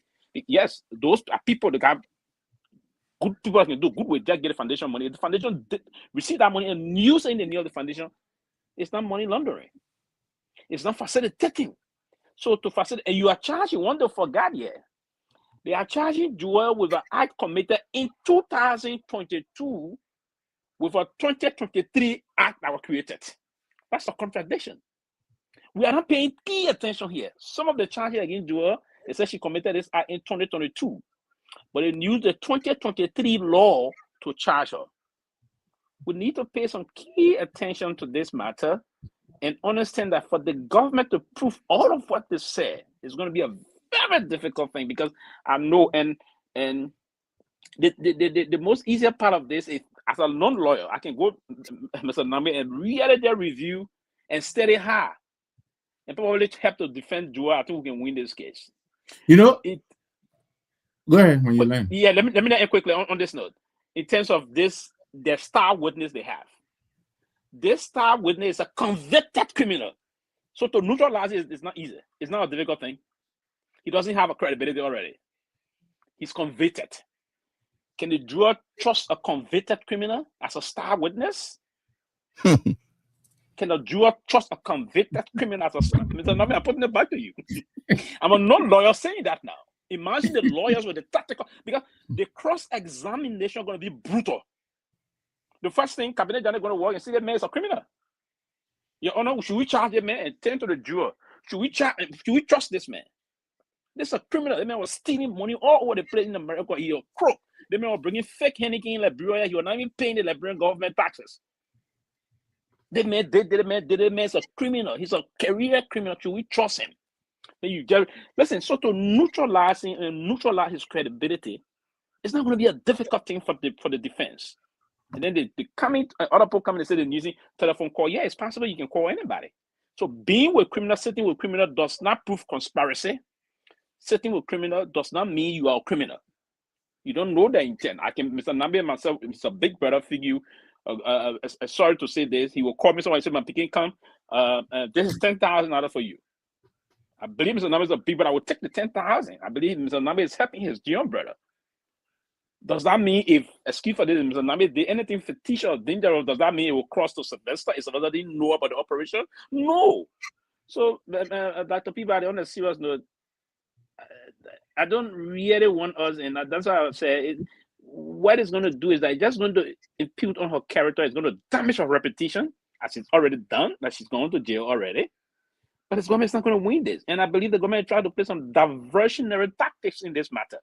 Why Johnny Dean? That is the nature, that's the very difficult thing I can't comprehend, Mr. Nangwe. Johnny Dean confessed in receiving bribe. That is criminal already. Mm-hmm. You have not charged Johnny Dean yet. Mm-hmm. Johnny Dean is still sitting somewhere. The man is saying, if you charge me, I will spill the beans. So you have not charged Johnny Dean. And then you come into charge of former vice president. Now, let's agree, you said the woman aided and abetted criminal conspiracy and what have you. There's a woman that is no longer vice president of the republic. So who she instructed? Did she call this police director to do that? So you see, it is difficult for them to the extent, but we're going to wait now. This Friday, that's why I say it's a litmus test to the judicial system of this country. But go ahead, Mr. Nambe. That's what for me I want to say in this life. You just made a point I made earlier that you're going into the tea leaves that I was talking about his legal team. They have to be very meticulous and really take this case apart. But I say this. There are reports that this lady who was running the Starfish Foundation may be the owner of a $3 to $4 million property in Liberia. That is something they will look into. Money laundering is not always necessarily going to be taking the money and sending it back. You could convert that money into real estate, and maybe 10 years later, when things die down, you can sell it out. That is also part of money laundering. But I absolutely agree with you. This is going to be a very difficult case because it looks like most of the evidence is circumstantial. Who's this? Oh, somebody. Yeah. So I believe most of and again, I haven't seen any of the evidence yet. And so we'll just wait, like I said, and let it play out. But you're making a great point, Sylvester. This is going to be a very difficult case that this government has on its hands. And this is a government that does not have a stellar track record of winning high profile cases. They almost always lose them. So I think the vice president has a very good fighting chance from what we're reading. And the minister, I like his analysis. I saw what he wrote, but truth be told, I didn't read it yet. I meant to go back, and I intend to go back and read. Go back and read it. You will like you start. You know, he's an extraordinarily smart guy, but this analysis was online. Minister Warner, right? That's Warner. Yes, Mr. Former Education Minister. He wrote a very beautiful. So if I should weigh in on what my brother Pee Wee just said, I agree with him. What's the guy's name? I agree with him in parts. What's the guy's name? Your star witness might not be somebody who might be credible to this case per whatever it is. But like I said, we all just hypothesizing here as to what they have. We all here don't know the depth, right? We don't have a glimpse of what we think or what it said they have, right? The money, the recording, the money that was transferred, and so on and so forth. So it was why say JoJo's recording linking JoJo? Okay, so I'll be honest. I'll be responsible. I'll be responsible and say I misspoke on that because I didn't say alleged for Jehovah. I said it for. I agree. I agree with you, brother.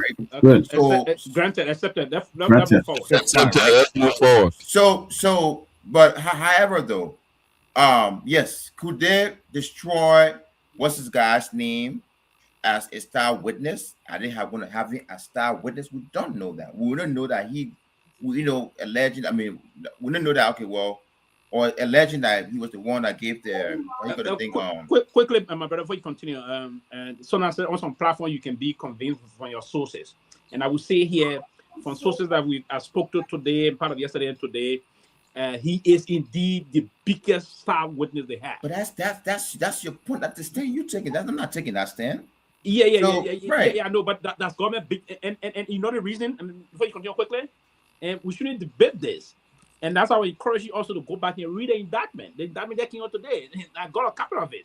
So from the indictment, they are musing him.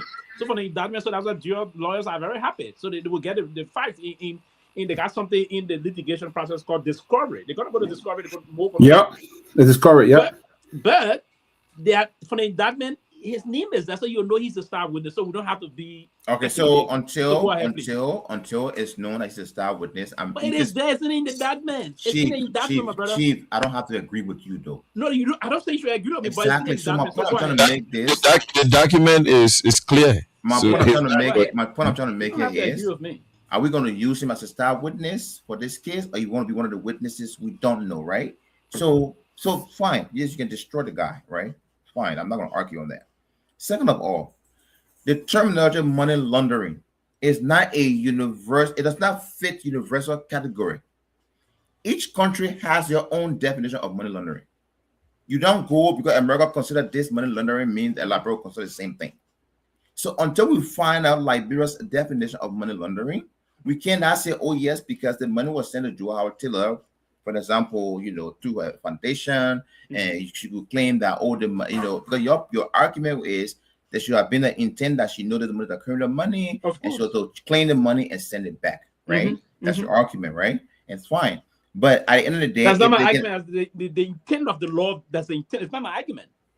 Hey, Chief, so anybody to the law, that's my argument. And the argument you're making to the law, is that the argument you're making to the law? That's it. That's the intent of it. But that's the argument you're making to the law, yeah? That's something you have to. That's the argument you're making to the law.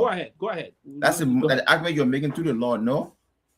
Go ahead, please. Go ahead. Okay, that's your argument. So I don't know what you told me for. So at the end of the day, if Joe Howard Taylor, if the Liberian government consider money laundering with a different definition, it doesn't necessarily mean that they're going to go by U.S. or Ghana standard of money laundering. So they would be charging whoever they claim as money laundering under that, right? Because your argument is she should have the intention, claim this money and send it back to the people. That's money laundering. But yes, that's true. In most jurisdictions or some jurisdictions, yes, that's true. That's a perfect, but it has categories and it has different, terminology based on different jurisdictions, right? So all I'm saying here is, and I'll continue to say this: former Vice President Taylor has been charged. She's at the Manchester prison. We all here doing the Monday morning quarterback now, right? Until they go to discovery and find the rest of the quote unquote evidence they have on her, we cannot sit here and just think, oh yes, the government is wrong or it's not wrong. Now, if we're saying government being selective as to who to prosecute, I agree. Because I also agree with you. There's no reason why Johnny Boladin should not be in custody or should not be charged by now. I made an argument a couple of weeks ago or last week or so, and I'm making it again. I agree with you on that. But we cannot sit on this platform and say, oh yes, they don't have much evidence. It's political. It's a witch hunt. We can't say that. The change we've been asking for in Liberia, the change we've been asking for as to, Rob, can you please mute the draft, the stuff? The change we've been asking for in Liberia is taking a certain it's taking a certain form now, right? So if this form that is taken, if there are mixed steps, we'll talk about the mixed step, we'll talk about other stuff, but we're not going to sit there and hold and so say, oh, the government of Liberia, they are witch hunting people. No, it cannot be that way. Do you think Johnny Dean quickly probably going up to the next question? Do you think? Right, hold on 1 minute, please. Do you think Johnny Dean at this moment, quickly, why you ending should have been charged by this time? Sure, 100%. Now, there's no reason why he's not charged. Yeah, okay. Can you think by not charging Johnny and charging other people, you are engaging to some political vision? Okay, so you can call that, but I don't know. Like I said, Johnny Dean could have been charged, right? He should be charged. I'm not going to sit here and argue and we're going back and forth with Johnny Dean. Johnny Dean should have been charged. So again, Ture, I think you are the only one who, I think you're misunderstanding the frustration of a lot of people that are saying that this could possibly be a political witch hunt, or it looks like one, So the person that put this because thing on this, the person hang that on, put this brother, thing sir, on hold on, this. buddy, you want to Hold on, interrupt me my again? friend. Just I just No, don't my I, friend, I don't no, want to you see the wait go now. away. But you No, you interrupted me wait. now. Hold on, my friend. So the person that put Raul, please. you don't Just, interrupted just, me. just conclude the next 30 seconds to a minute, Right, please. right, Yes. exactly. So the person Yeah, that put Ra- this but thing on here, they put it on for Raul, you you to come see. just now, please. You coming on, General Robert. You put on the see. I never told you money laundering is not a universal crime. I say every country has a definition of money laundering based on their jurisdiction. I didn't say not international crime. So take that rubbish you're writing over there. That's not what I'm saying. I'm saying to you, every country has their definition of money laundering. That's what I'm saying. I'm not saying it's not a universal crime. Mr. Joe Williams or Williamson. Yeah, right. You can okay, go ahead. Okay, Raul, okay. we'll come to the other issue later. Oh, yeah, Raul, go ahead, please. So I think you are the only one, and this is the reason why I continue it again. To I don't want to say I advise you, because again you have your own mind, but I think again it appears to be political witch hunting when uh, when certain people that are in the opposition are being treated differently or more aggressively with regard to this whole drug fight. This is the reason why. But you keep saying we're not going to sit here and say it's political witch hunting. But then you will concur with Sylvester when he asked you, "Do you think Johnny Dean should have been arrested by now and charged? Do you think he should be in prison?" Right? Biako. Biako is another one. The allegation, it was based on those very allegations that he was dismissed. We don't know all of the facts. The government does. But I think that's enough reason for Johnny Dean, for Biako, to not only have been dismissed, but charged and sent for persecution. But today, Biako is still out enjoying himself. The only difference is he's been suspended, right? He's out enjoying himself. Same with the other guys. But today, the former vice president is at Monrovia Central Prison. Did Johnny Dean go to Monrovia Central Prison? South Beach? Has Biako gone to South Beach? And so we are not just sitting here talking because we want to talk, or because we want to accuse the government of political witch hunting. No, we are questioning the selectiveness of this government when it comes to this fight. And this is not new. This is not unique to this government. Until we as a people can have a single consensus on the fights that are killing us, that Bureau goes nowhere. Even corruption. One government comes, they go after the other folks when it comes to corruption and leave their own people. This is what we're seeing in this drug fight. There is no secret that this government and those heading this investigation have been compromised. What would it take from a Syrian government to say, you know what, to maintain the integrity of this investigation, let's put forth an independent investigation? What would it take? The president stood the last time and said he trusted the RG, even though there are questions surrounding those that the RG has surrounded himself with. These people have been dismissed because of the same thing. So we're not saying it looks like witch hunting because we just want to see it. It's the reality. The actions of the government points to witch hunting in some instances. That's what we are saying. The same way Joy Howard Taylor was invited. If the IG had the guts, or this government had the guts to say, you know what? Even though we're not dignifying what we heard, but in the interest of a third investigation, in the interest of fairness and independence, Mr. Jojo will invite you for questioning. A person that is invited for questioning is not necessarily a suspect. A person invited for questioning is not necessarily detained. This is not unique to Liberia, my friend. Police invite people for questioning all the time. They don't mean they're suspects. They don't mean they're been detained. We see videos of people being asked questions about what they heard, or what they may have heard, or what they may have seen, or what did. Let these things happen a lot of times. We see it happen. So you say everyone that are invited for question, they are automatically to detain and suspect? No.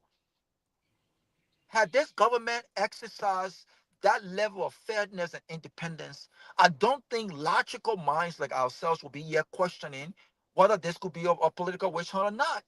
These are not things that are happening. These are not things that are happening. And just because the government said they have recording on Joy Howard Taylor doesn't mean that her voice on there. So when you sit on a reputable platform like this and you say that the video that alleges that Jojo is a part of the cartel, which he responded to, if there was nothing going on there, why did he dignify it with a response? Why? But when it comes to the VP recording, you almost sound like you are certain that that's her voice. You almost sound like you are certain that everything that's been alleged that is part of this. It's been proven in court. No, these are allegations, and the state has an obligation to prove this beyond a reasonable doubt in court. What we are saying is, in many instances, we've seen this happen before. Samatua is a case in point. They had all they threw the kitchen sink at Samatua. When it came time to prove in court, they could not prove in court. They could not prove in court. Could this be another case where they're throwing the kitchen sink at Madam Joy Howard Taylor and they don't have the facts to prove in court? You and I don't know. You and I don't know. But make no mistake. Make no mistake. We are not saying that Joy Howard Taylor or anyone else should be protected. What we are saying, we are asking for a fair and balanced investigation. Where there is smoke, there is fire. Let everyone go and ask questions. Let everyone go and give clarification. You don't selectively pick who goes and answer questions, who's charged, who goes to sub-beach, and who doesn't. This is what this government has done. Thanks, Sylvester. Okay, thank you. Are we going to take a few calls before jogging sounds out? You can announce the team, the message from the legal team. They just send a message. Oh yeah, that's normal. I think the legal team we're trying to engage with Madam Taylor legal team, and But why can't they come on?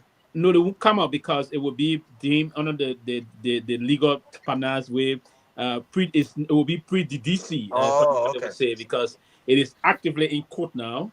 They wouldn't want to come and part of prejudice the case or say things. They may even be held in contempt of court by the judge if they discuss some issue and they don't want to, and that will be part of it.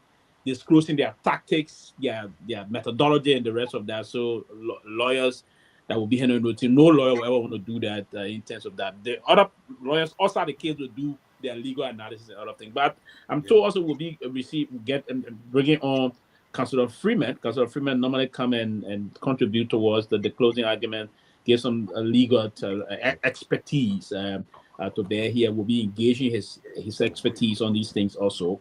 Yeah, he's very excellent. He's an excellent lawyer. Yeah, he'll be joining us hopefully, in the next couple of, but let's say in about 25 minutes time, and the rest of that. Pretty quickly, right? Go ahead. Yeah, I mean, well, Sylvester said that the legal team, they engaged us earlier today. They wanted to come on, and but then I think they had a conference call right when the show started, so they agreed that they will not come on. So because they keep, like people said, it's active now. Perhaps if they are not acted, if Madam Taylor are not gone before the judge today, maybe we would have had a chance to talk to them. Yeah, but speaking of them, of earlier today, they sounded very positive. They are determined that they have no case against them, their client. I mean, the former vice president. They said that they have. So far, somebody said it earlier. People said it that if this guy is the prime witness for the prosecution, then they are wasting their time because this guy is a criminal, and you can't use it. And number two, it's just like I was saying, you say, I say, you say, because and the people that he names he calling, they are not even in custody. So how you bring the people to court? And moreover too, and you saying the guy said, you say that this person did this thing. He said, they introduce themselves to the vice president as drug cartels, drug people. They said they introduce themselves as investors. So if you say you're investors, you can be the person. So honestly, and everybody lawyer you talk to today, at home and abroad, they said they keep saying if they just what is state has against this for this to prosecute this case, they must be joking. So let's see what happened. But one thing I want to say though, somebody told me something today that shocked me. The president told me it wasn't involved in the investigation. He said to me if the government succeed in this mounting the drug cartel, the Liberian economy will crash. I said, what do you say? Because they are the one holding the economy. I said, what? I said, Tomali, maybe you know, you all get better. The Liberian economy is in the people's hands. See, most of the business you see around here, so They how they do it. They put you in business and you think that's serious business going on. It's about you go as you guys navigate and dig deeper, get to the balance of it. You think you find out what we say is true. That this economy, if they take the guy out of business, economy will crash. I say, wow. See that country is hijacked. So look, we are praying for the country because the country is really hijacked though. Because if that guys control the economy, and then they think, this guy, the, this guy, and the shoot the contact guy, the guy is in on show showing that he was marching against drugs, all this stuff. And this the guy the government want you as the star witness. Hey, I thought also 12 was a real deep as Justice Minister Attorney General, but we'll see what happens today though. But the former Vice President, according to I talked to Ben a few minutes ago, she's okay. She's at a central prison, and she's waiting for a time in court to proof of self innocence. Her legal team is ready. They are preparing an aggressive battle to defend against the government and charges. But the charges the government levy is very serious charges. But the people said earlier though, I hope they can prove the charges. They can really, because if you can't prove the charges, it will be a big blow to this government if this case if they don't go their way. Honestly. And again, let me reiterate. We all support the fight against drugs. We all, nobody on the platform wants the drugs to continue in our country, but we should just not, it shouldn't just be selective and it shouldn't be politically motivated, because the question we're asking now, so the question is, if the plane that took the guys that invited the president's son to Barcelona, can you also say, can you link into say, can you link to say they are drug dealers too? So they said somebody said to get money. The plane the president been flying on a few days. If tomorrow somebody say the plane you were flying on, that drug plane, will he be brought to court too? But there's already a question about that. The government come on seriously. And let me just end on this. If you are thinking about if you're thinking about the director of police being removed, say it's not going to happen. Trust me. Say it's not going to happen at all. So and I'm sorry for my brothers Martin and Wanto them who doing the people weren't very careful for all that thing you're doing. Bringing papers all whether they bought Jeep and thing. The people not even care for it. Yeah. So we guys reporting the case to investigate. The FIU not doing it. They NSA not doing it. So I'm sorry for them.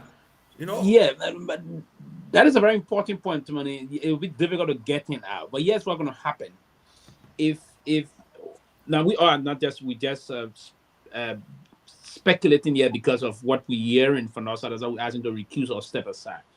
But if the president came and said he has implicit confidence in the police chief, we're knowing all of the facts surrounding this thing. If things were to change tomorrow, it's going to have a very serious reputational problem on the presidency. It's one, and it's going to impact the government as a whole significantly. So, for leaders to come, the leader will have the tendency to come in this way in the defense of their officials. But if there's anything that will come out to further implicate him in this matter, it will bring serious embarrassment to the British presidency, and then it will almost be game over.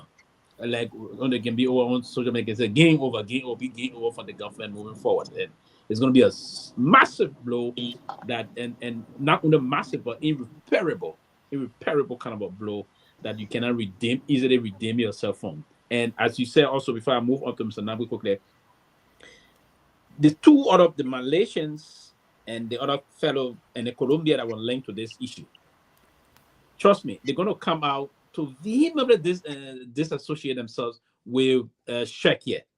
So I don't know how they think going to go, how they're going to move to create this whole thing. But Mr. Nangbe, that's the line. The vice president is in jail already. This is not biddable. Should the lawyer of the vice president, because I know they're going to go for discovery, right? They're going to get more information basically on that. Should they be concerned about Sheikh issue? Because if Sheikh is going to be the side witness, because her lawyer got the right, she got the right to know if Sheikh is already charged or what. What is the line on Sheikh already? Is Sheikh already considered a criminal also, allegedly involved? Or have the government already not prosecute the case against Sheikh, meaning drop the charges to use him as a political witness? I mean, put as a not political as a state witness, because she ought to know that as the accused.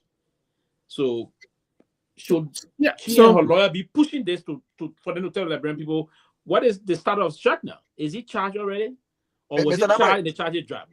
Mr. Number, can you give me 5 seconds? you know, I I just think wanted to add. Mr. Number, can you give me five? I'm gonna leave. Just 5 seconds of your time.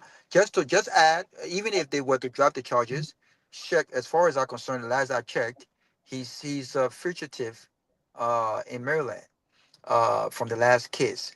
I'm not sure how he left the country, but I think he's wanted in Maryland, as far as I'm concerned. So how does that even? I mean, his credibility in this case as a star witness could possibly hurt the state case. But I'll follow. I'll continue to follow the show.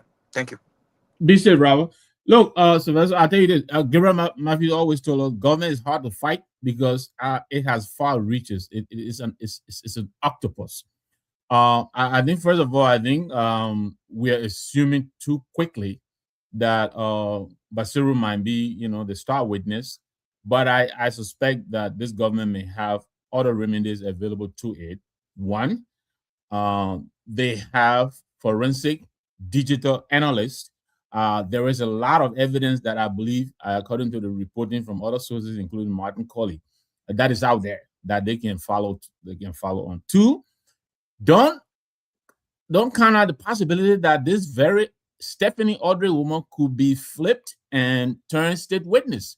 So the government has, I am sure they have. Again, we're assuming here this is a government that will have its act together, even though in times past they're proving to be very, very disorganized and chaotic, and therefore they've been beat several times. But it appears this time they may have a lot, available to them. So yes, I think Sheikh will be easily discredited. You're right, because as Robert indicated, this is a criminal. He's a fugitive, and other disqualifying reasons. But I think they may have other options available to them.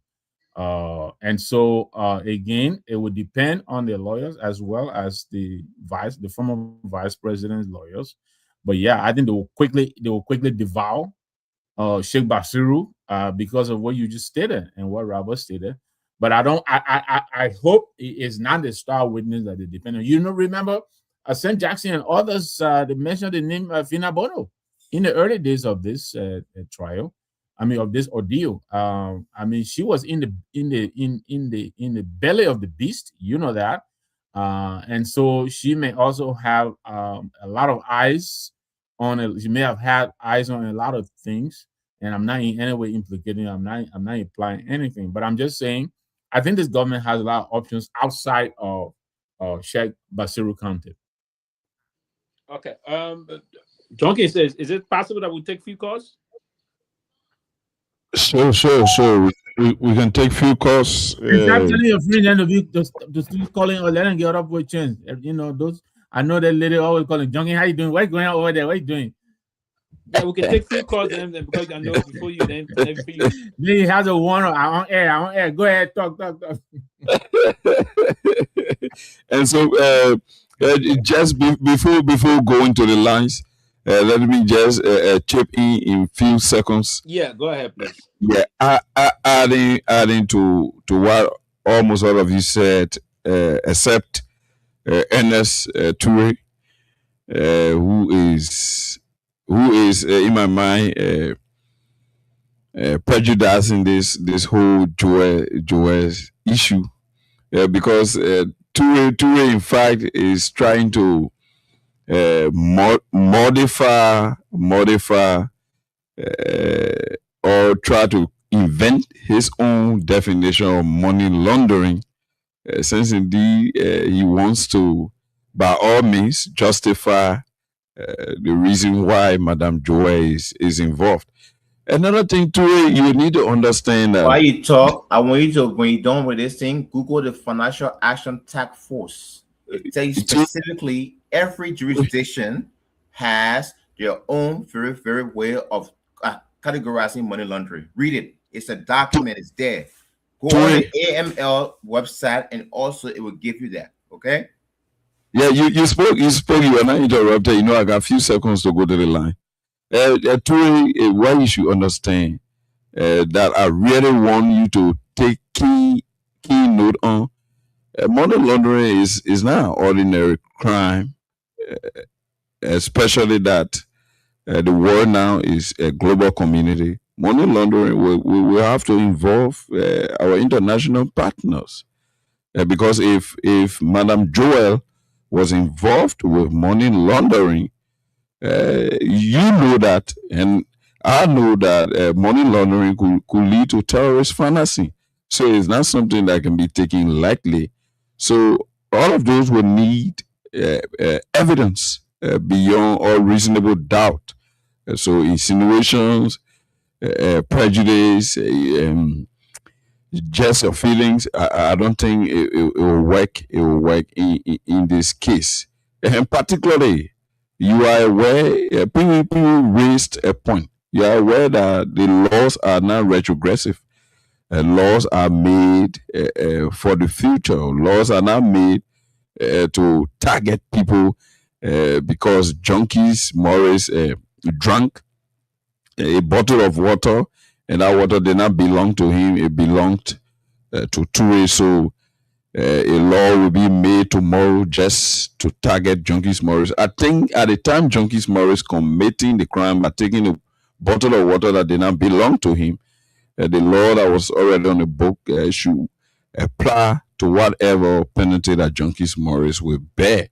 But at this point, it's not the case. 2022 actions being equated to laws that were enacted 2023 is unfortunate. We are talking about jurisprudence and the rule of law. So if we are speaking on these things, I think we should focus the facts what we got on the books, and not our personal feeling. Maybe I do not like AB, or I like Sylvester and I don't like Mr. Nambi.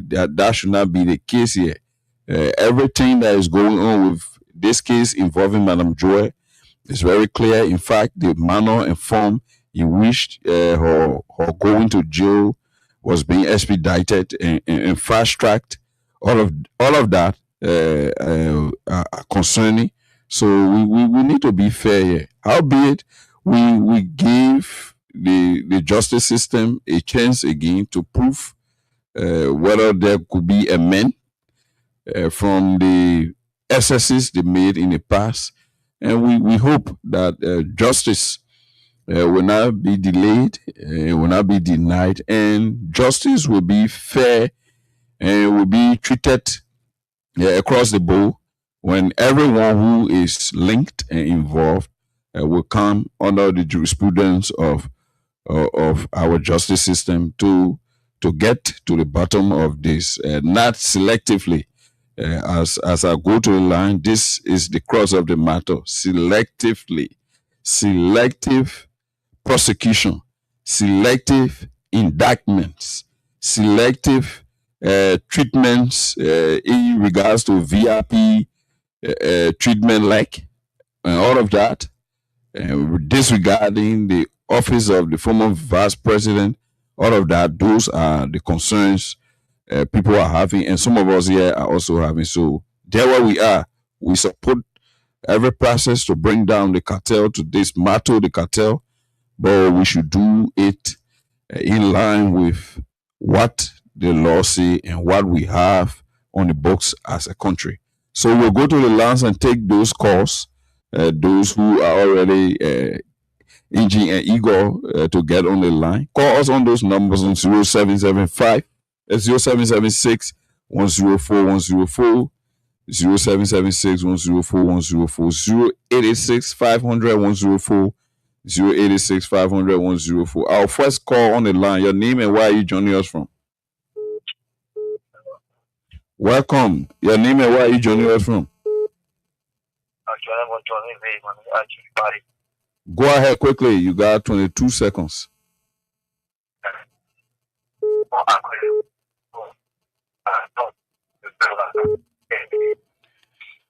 Your line is you are coming in faint. So we will go. Yes, we go to line 2 quickly. Welcome to the closing argument. This is Freedom FM 87.9. Thank you very much. This is a common business. My name is P1P Willie. I'm a member of the Concerned Bureau for Justice. I call him so good this before. You got 22 seconds quickly. Thank you, Johnny. This government, they are not ready. It's not often like grand people. Justice and investigation are all cliche to this government. They are all tools that they are useful. Is this government serious? When you go to power, if you want to investigate past regime and this vice president for drugs related crimes, it was started 2024. This government didn't take power in 2025 or 2026. This is not just that happened in 2026. How then will you arrest somebody in association with 2026 matter? Then you carry it back to 2021 and what I feel. This president, we know him. This president has never solved problems. This president has never provided remedy to anything. Okay. He has divided everywhere. He has destroyed everywhere he can. So he destroyed the eye. Let us just pray that La Blue not be damaged by this president because we haven't, like I say, everything on it was have been destroyed. Okay. Everything has been destroyed. Line 3. Oh. Make adjustment now. Yeah, lower your monitor. Welcome to the closing argument. Have your say. My brother, thank you for your topic on this discussion with you. Well, if you see this country where it's proceeding now, the parents are they didn't have a potential of Western. Some people who is going to know who saw war in the country, they are parents are. But what you need to plan the government is what they are heading now. What they are heading now. Completely, we are heading to trouble. But the next election, who are the Lord because they are sitting there, all the things happening. If anything will break up in the country, my brother. Nothing will happen. We go back to line 1. Your name and where are you joining us from? Go ahead. Stop sleeping on us.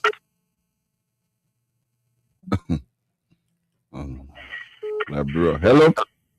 Yeah, hello. Welcome to the closing argument. Yeah. I'm Isaac. We're calling from Yucatan Frequencies. Hello? Go ahead. We are listening. Yeah. This government is a disgrace to this government. Instead, you have your security at the airport where the category starts for entering Reha, where these people park. The government are not investigating the routes first, but they are going directly to do it. We want people to know where the category park before entering Reha. What the security?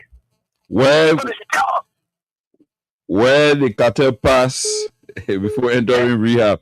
That's his question. We leave you there and go to line 2. Hello, your name and where are you joining us from? Line 2. This is Farah. We are talking about speaking from Samukata. Go ahead quickly. Oh, when somebody say this will bring war or they are looking for war, do not think that it will not happen. Behavior to me towards me, I have crushed already. What they are doing, what they are doing in this country, we are looking. Thank you. Okay, so you as an older man, I think it's appropriate that you join us. We calm the nerves and stop beating war drum. This caller on line 3. Hello, your name and where are you joining the closing argument from? My name is Evoka. Welcome to Freedom FM 87.9. Yeah, you know how I've been remote here.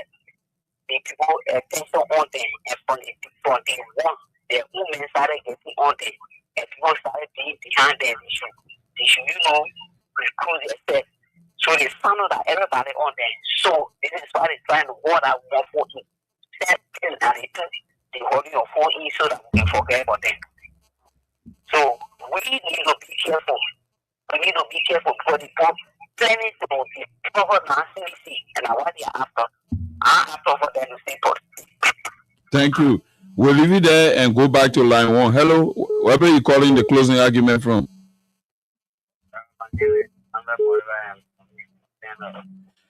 We got many calls here, so when you call, then you speak up. Hello, this caller, your name and where are you joining the closing argument from?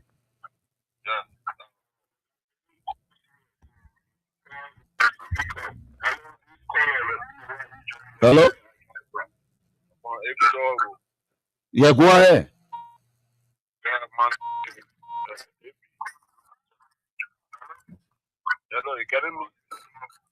When you prepare, then you can come back on. We do not have time here. This call. Hello, your name and where are you joining the closing argument from? Quickly, 22 seconds. One my question I have is, since they have been arresting people, are they provided any evidence from there to the media for you the media people for have some of the evidence on the guys arresting people or evidence and they can provide the evidence for us to know for everything or this is why they are.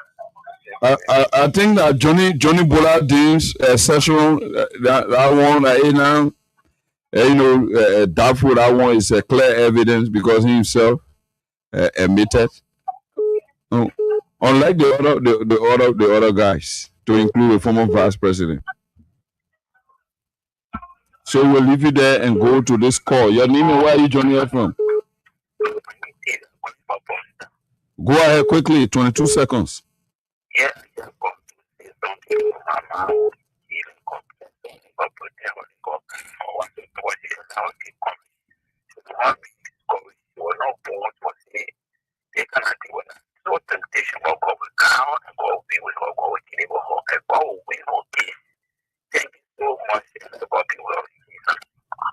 Amen. Thank you. We'll leave you there and go back to line one to take this call. Your name and where are you joining the closing argument from? Thank you. So now Elijah You got 22 seconds. Quickly, go into your point. Okay, thank you. My question would be this police can point guns at the victim. Where was this EPA?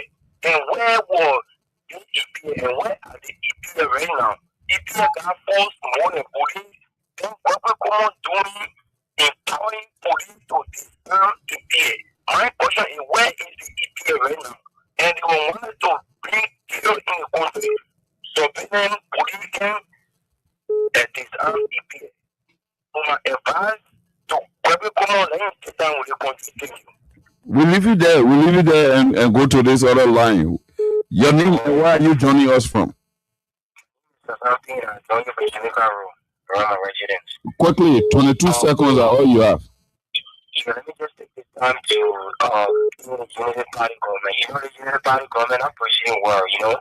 First thing, we want to know what was the outline was for the Colombian man that called the president son name. Up to Mr. Joe Bagason, we cannot hear the name. And coming to come attack to our tenor, I think this is a personal attack. So it is my friend. Okay, we'll leave you there. We'll leave you there and go back to line one. Hello.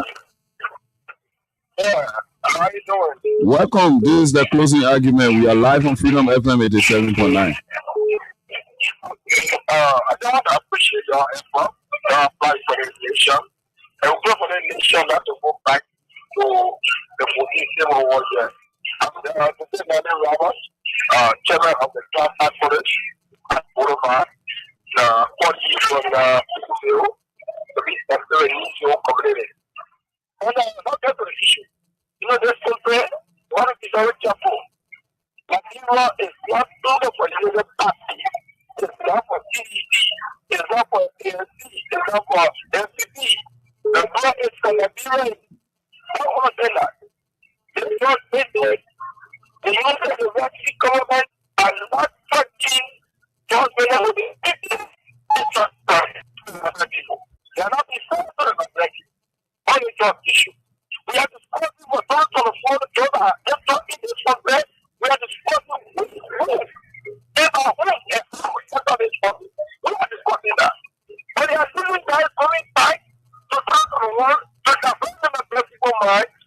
a real issue on the drug issue, even the female drug issue, even the poor issue, there have been no account.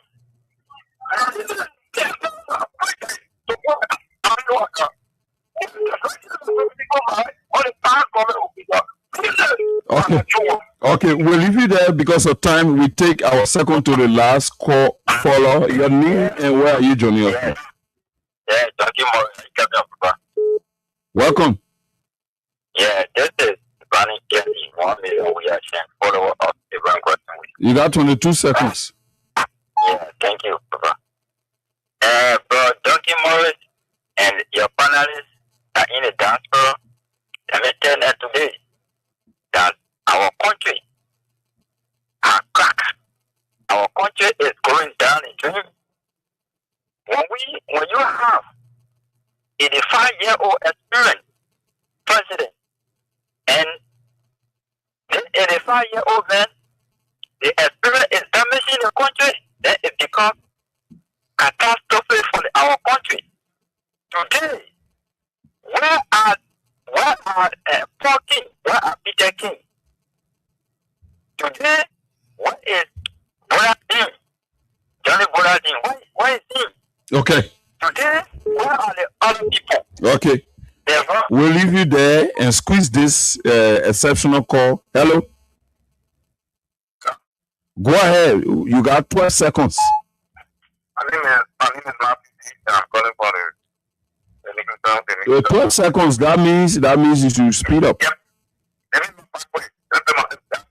Government is losing balance. And I get playing these political tactics, to come back to the game.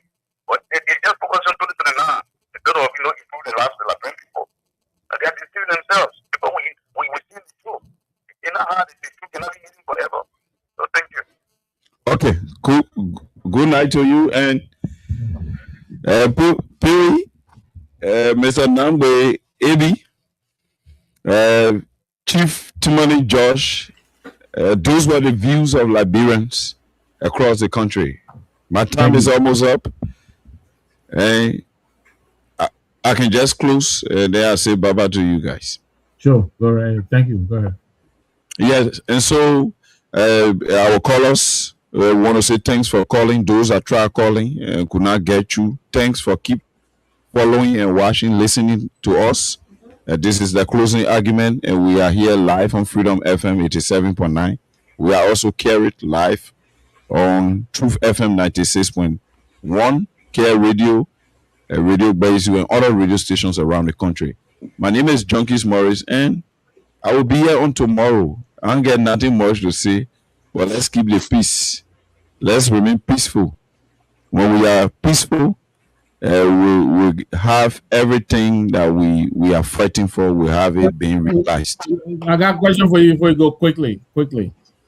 Is it your principal, Dr. Chambers, who has gone viral with the physiology terminology? Have you seen that clip?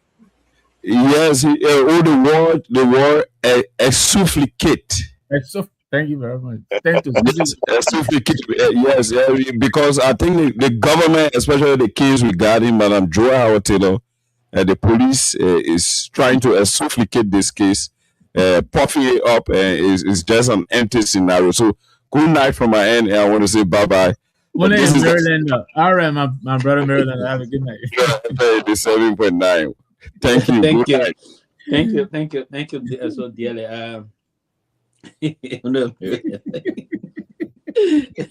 Like the Buffalo's Chambers. Yeah, so we'll listen to the cause. And on a serious note, is this not time for the country to listen? I don't know, and I don't know what the government have. The government should be having something that they rely on very strong. That I don't know. But what we're seeing from the indictment and what is being said at this time, I'm afraid the same thing that the past government did with the former Chief Justice Gloria Musu-Scott. When I sat here also at the time and said, I think the government is headed for something that may not be good. and they found means in the sacred court. The sacred court brought them down guilty, but the Supreme Court went through it and said no. And said no. So I mean, this is going to be a difficult thing. But we have Joey Williamson. Yeah, Welcome. Joel Williamson. Joel. Okay, sorry for the mispronunciation of your No, name. that's fine. That's fine. Mr. Williamson. I was the last time was in the country in Lofa. When the Congo boys came with it, this all the sing to with the Loma boys now also we have we don't sing, give us sing. Yeah, can sing. Yeah, sing. There you go. Monba sing. Come back sing. So today is a big day for me. But To be, I'll take this as an honor to be on Closing Argument. This is a big day for me, and I like that. I listen to the arguments and the different So views. are you a Basel Williamson or a Grover Williamson or Peter Williamson? I'm a Crew Williamson from Lexington, Sino County. I'm a Crew from Lexington, Sino County from my father's side, and I'm also from Edina. Okay. In Grand Bassa County, okay? And the son of Councillor Williamson, the late Councillor Joseph Williamson. Okay. But at least I've been listening to the positions put forward by a lot of people and the strongly held beliefs here. And let me make the caveat. Some people will see me and say, oh, immediately this is sedition. Yes, but today I speak as a Liberian. And one of the things I first want to say is that I'm not here to declare the innocence of the former vice president. What I like to speak to is actually the beginning of all of this, the uncalled for spectacle leading to her arrest. When you ascend to these positions in government, and even if you leave, there's respect. And I've heard the different views. I thought if the government had something, they could have invited her and say, we have this. She still has security detail with her as a former vice president, but the way they did it, allowed people to begin to talk about witch hunting and what have you. I don't know the evidence government. I did not know the evidence the government had. But so I would want all of us to let the law take its course. But if I will put on my hat and just look at the evidence put forward today, it is skimpy at best. Skimpy. Because if you're going to talk about a $370 million drugs that were found in 2026, and all you can go back to is $75,000 given to her organization, of $45,000 and $15,000 in August, but linking none of those things to me to have the drug got into Liberia. I hope the government has a better case than they've put forward so far. And I'm not going to say they don't have it. I would just sit back and say they got to come with more. Because I know under judicial scrutiny,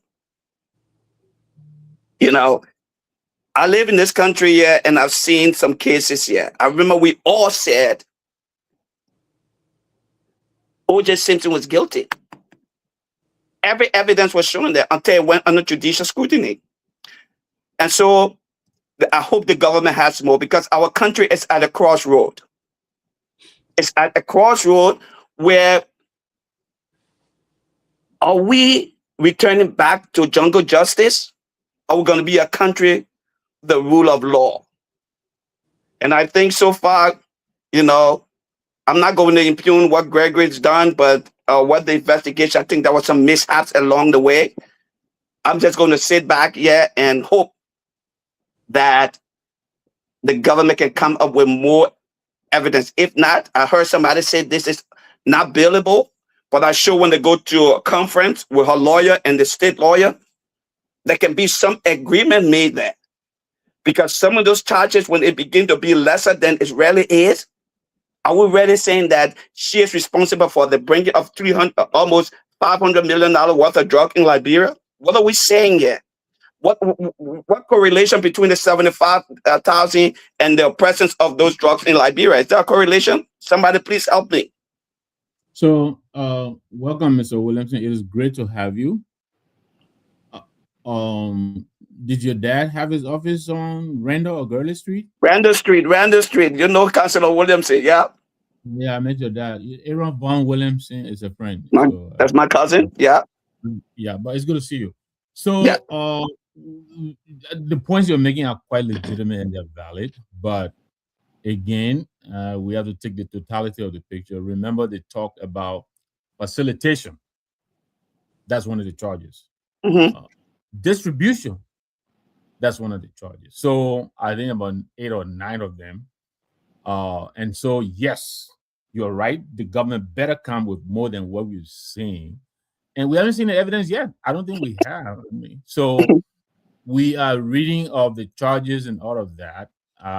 Again, I am going to go on a limb here and say I believe they may have a lot more that they may have found. Yeah. I'm giving them the benefit of the doubt, but again, you're right. They don't have a good track record of stellar prosecution, and so you also will be your observation will be well founded. But I think we should all wait and see how this plays out. But you're right. We talked about some of what you raised. The credibility of some of the witnesses that they may be assembling. I think the former vice president is going to put together. She's a sedition. The CDC has some very good lawyers. So I think this is going to be very interesting. I mean, they sent Samuel Tuet to court with their lawyers, and Samuel Tuet came back, not found not guilty. Right? I mean, these are not the same. It's not the same case. It's not the same charges and all of that. But I'm going to assume that the government too is going to come with their high power lawyers. So I think it's a bit too early. That I think that's the short side of my long story. I think we should give it a little bit more time, and let's see, what is going to come up. Well, Okay. I think you're right, but I will hope President Boycott. I'm going to lean on him and hope that the man that I know, the deacon that I know, okay, will understand what this whole prosecution means for his administration, and he will take uh, a careful look on this from a more statements like place. Let's put politics aside. And I don't want to say, look at this, what's happening here, and say CDC is going to put on lawyers. This is not about the CDC administration. Yes, it's the vice president. This is about Liberia and the rule of law and how it's going to be perceived. Because I'm hearing in the chambers of the West African corridor that they see a political witch hunting. Some people do not believe the person that you're talking about. Nothing in her track record shows you're talking about facilitation. I don't know if anything they put out today show facilitation. I don't know if they talk about distribution. I don't know if anything today they put out talk about distribution. What is it? The biggest thing I saw was 75,000. So I hope, like I say, hope they have something much more to bring up. Because, and Pee Wee made a point when I was listening to him, he eloquently talked about that and talk about the witness. Maybe we don't want to say star witness, but a key witness. Maybe we don't want to use the word star, but a key witness has some character issues. And we know how the law plays. It will come into play. Mm-hmm. But this is a sad day in our country, folks. No matter what side of the political aisle you're on, this is a sad day. I agree with and you. This is where leadership comes in. And it is my prayer, that President Boycott will have some reflection here. And I'm not saying interfere with the judicial system, but going around, and giving accolades and platitudes to people in this moment, you don't want to be seen as that, because you could end up eating crow when all the facts are put forward. So I want you to take that statesmanship position and wait and make sure they really have what it takes, because so far, the Zlish, legally, I would say that, and I will go from, they must have more, because what they presented as far under judicial scrutiny, she is going to be vindicated. So That's my point. was it you who typed that thing in the comment section about arguing with Mr. Toure about money laundering? Was that you? If it is Yeah, you want to talk a little bit more about it? yeah. What it So is you when were you saying? talk, and I think it's when you say somebody money laundering, you have to prove that that money was laundered. It's not just, it's not in abstract terms. Now, I heard you say, okay, you could come and build house, but she has a foundation. That money was given to a foundation. Mhm. If the foundation built something with it and what have you, she was a government official and somebody went to Dubai and people brought people to her. Where did they meet? In the public Mhm. place, and they presented the money to to the foundation. Mhm. Yes, she's the head of foundation. I don't know if that is money laundering in itself as a crime. Don't you see the probability of, say, maybe $5 million coming to the foundation and the foundation spending $20,000 locally or whatever it is? Don't you see that possibility? No, but we have to show a 5 million team and they I know. spend. I agree with you. I'm That's just corruption. Maybe corruption or investment. That is a different from money laundering. Yeah, but Because if you want to say you give me $5 million and I spend, I yeah. misappropriated the funds. I Right, don't know if that's money laundering. Mr. but William, let I'm me just hold you there quickly. I'll come yeah. back Yeah. to you Go right ahead. there. Go ahead. But Mr. Nambi, to that point, if there was any 5 million, the Right. No, government was going to act I'm like, just extrapolating here. I'm not. okay, Mhm. okay. Because Yes. the reason why many legal minds or other folks are political commentators are trying to go more deeper into this analysis is that the government came up with her charge sheet already, the line of the indictment. What they're going to news in court. They already won. This is not a speculation no more. They're not at the Mhm. police station no more. They went to court today. It's from the court. They drew all those on. Everything is there. Eventually, discovery they're going to know the state versus the defense going to meet to try, and that's one of the reasons why I think the defense lawyers are saying the entire team none will go on radio to discuss or any talk show, if you will, right? Because they want to preserve. They want to. It's for some tactical reason as to what they're already saying. They don't want to come and divulge or disclose their strategy, if you will. So they say all this thing. They named the 75, there's 45, and now the 15. The 15, according to them, came recently in this August of this year. So and as Mr. Williamson was saying, it is possible that they may have come, okay, this Bashiri had a kind of a relationship with the president, met her before and said, okay, but I got some of my business partner that probably we want to see, because she said, oh yeah, I know the vice president for a fight. I need to ask them when she got those issues, talk about it. Oh, I got my charity organ, my foundation. Oh, I hope your investor, and you say, I hope your investor can come and help. Because these are investors, right? Yeah, they will look up. So in that line, okay, the investors say, okay, we'll give this, we'll give that.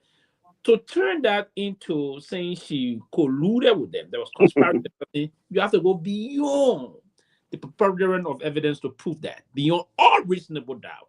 And what they've established, and before I put it back to you, is far from that. And I'm not saying for me, I'm afraid. It's far from that. I will hope, and that's what I said the last time. Despite we are from the same town in Lofa, the same town, not Lofa alone, but the same town in Lofa. So if you choose up, got some level of relationship, that's part of that. I emphasize, if the former vice president is anyhow involved into this, knowingly, and if the law, if the facts can prove to that, I will support her going to jail if the law so demand that. Right. But if this is a conspiracy to target her politically, trust me, with what you're saying there, because for someone to knowingly do something, you have to see it. It's going to be a difficult thing. After what the government said, and this what my brother was saying, Jenna, on that line. That's one of the reasons I say though, and then 5 million, they will not ran with that. But Mhm. No, again, but So I think you're right, Pee Wee. And I stand with the point that, I hope the government is right. I Yes. hope they did the due diligence, right? Mm. Because if they did a due diligence, like I think you or somebody said earlier, we all here would not in support of the drug thing, right? But one thing we're not getting again, the government has a tactic, the state has a tactic, the defense council have their own tactics, right? So, for example, they don't want to speak about the case now, why it's ongoing. That's one of the things they're using right now, right? So they're not going to come and see stuff, right? But we don't know what the government has as well, right? Now, the case now probably when it went to the discovery, even before even all this, before that arraignment, because you got to go through discovery for that arraignment, right? So when it went to the discovery, we don't know what they saw, right? We don't know what they did not see. But we're not hearing about the I'm not. I'm not. cartel. I'm not cutting you off. I know. You see, this is the man. Yeah. This is the man that the man says marching against drugs. Right? Right, Ironic, right? This is the convicted criminal. right. This is the fellow. So so so the government, we don't know what they have, right? But one thing we keep hearing, she received $5 million. I mean, No. $75,000, Right. $7,000, or $15,000 here and there. Right. Right. Now, it has been established that this money was drug money. So, are we saying we are confirmed that the soul that gave her the money are linked to the drug? That's one thing we're missing. So if the sources that gave us this money, if they are linked to the drug, then the government think that it has something they're standing on as a good cushion. Because, for example, if I got $50,000 from Dubai or Maryland, right? Yeah, I got $50,000 to my stuff. But how do we prove this money here is for drug money, right? So maybe the government has a what the money we're talking about here. We're not just making it up, but this money was linked to the guys who are arrested now. Two guys been arrested, been in jail before. Madam Taylor went to jail, right? We don't know through interrogation what these guys are telling them. We don't know what they have said. We don't know all these things, but we know there was some monies given to her at different point in time. Now they are linking that money to the drug cartel. That means any rational person on this platform will sit and say, well, we trace this money that was given to you back to the drug dealers. And these drug dealers are the ones that we arrested in Liberia. That's one thing the government probably has. Like I said, we don't have all the evidence yet, right? Another thing about money laundering we're talking about, I said something here. There's something called the Financial Action Tactical Tactics Force. It is a framework. What it says, well, all you guys that are here as a country that into the banking thing, whatever it is, on the federal law, whatever it is, you guys, got to go by. You got to qualify to be under us if we should give you the leverage of money laundering arms to support you and defend you, right? However, you as a state, you have the right to how you got to qualify or classify what money laundering is to you in your state, as long as those qualifications do not violate our international standard of money laundering. I want you to Google this thing, putting anything, anywhere, ChatGPT, whatever it is. Ask, do countries have the right to define what their own knowledge of money is? If ChatGPT or Google comes back and say no, I would never argue again. But I'm saying these things based on research. The reason I know this thing here, right? Because number one, I've studied compliance, right? Government regulations. I also studied about the Federal Trade Commission. These are things that I could study. And it is a law that every country can define or determine what they term as money laundering, as long as they don't violate the financial actions, tactics that I talked about. And if you have the time, I can send this PDF in the group chat. When you have the time, whatever, you can read upon it and come back to it, whatever it is. So money laundering, yes, it's a universally agreed upon crime, but every country has the right to stipulate to determine what money laundering is in their jurisdiction, as long as they don't go, almost like federal law and state law. Every state are allowed to make their own laws as long as those laws don't contravene federal law, and that's why it is. So my big brother here, Mr. Joel, I think we'll see you again. I think I saw you last day. I just see you. I know, but listen. I think it's a little analogous flaw. that we're making when we say this.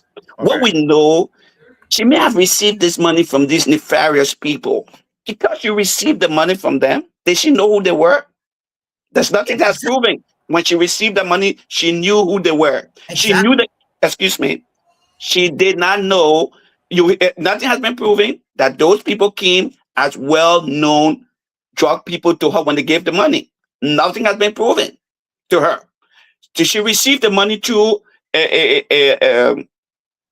let me just say, somebody who know those people with a link, maybe trying to make and use her office. Did her office do due diligence? Maybe not. That's a different thing you want to tell that. But to say money laundering, to charge somebody for money laundering, it can't just be because you received the money from someone. It can't just be that. It's a way. And let me just say something about Jewel. 1997, when the election, she was first lady, I worked in the office, help her establish the National Family Development Program. There was a day in a meeting with Cher Tubman and Vida Tate. So we were looking at how do we give food to orphanages. And Jewel said, what I want to do, I want to make sure I don't perpetuate commercialization of misery. Can you guys go out there and check and make sure we're giving it to the right people? I know this woman. Will I be disappointed if she were found guilty and indeed she did something? I will be. But for now, the person I know, I can't see how we're going to call her because of $75,000 given in 2021, 45,000 given I think in 2022, and $15,000 given this year.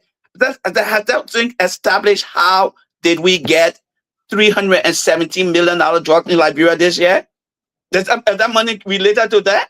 Have we this? I mean, We don't know has it exactly. shown us anything? We don't know. That's the point So, that me so and what Mr. I'm Numbers. trying to say here, the government is not. If that is how you want to go after this 370, a lot of people will be left out. The rare actors will be left out. If that's it, that's my view. The rare actors will be left out. And I you're mean, right. yeah, You're right. the rare, You're right. because we're not saying how these drugs came into the country this year. We're talking about 75,000 given to her in 20. What happened between those times?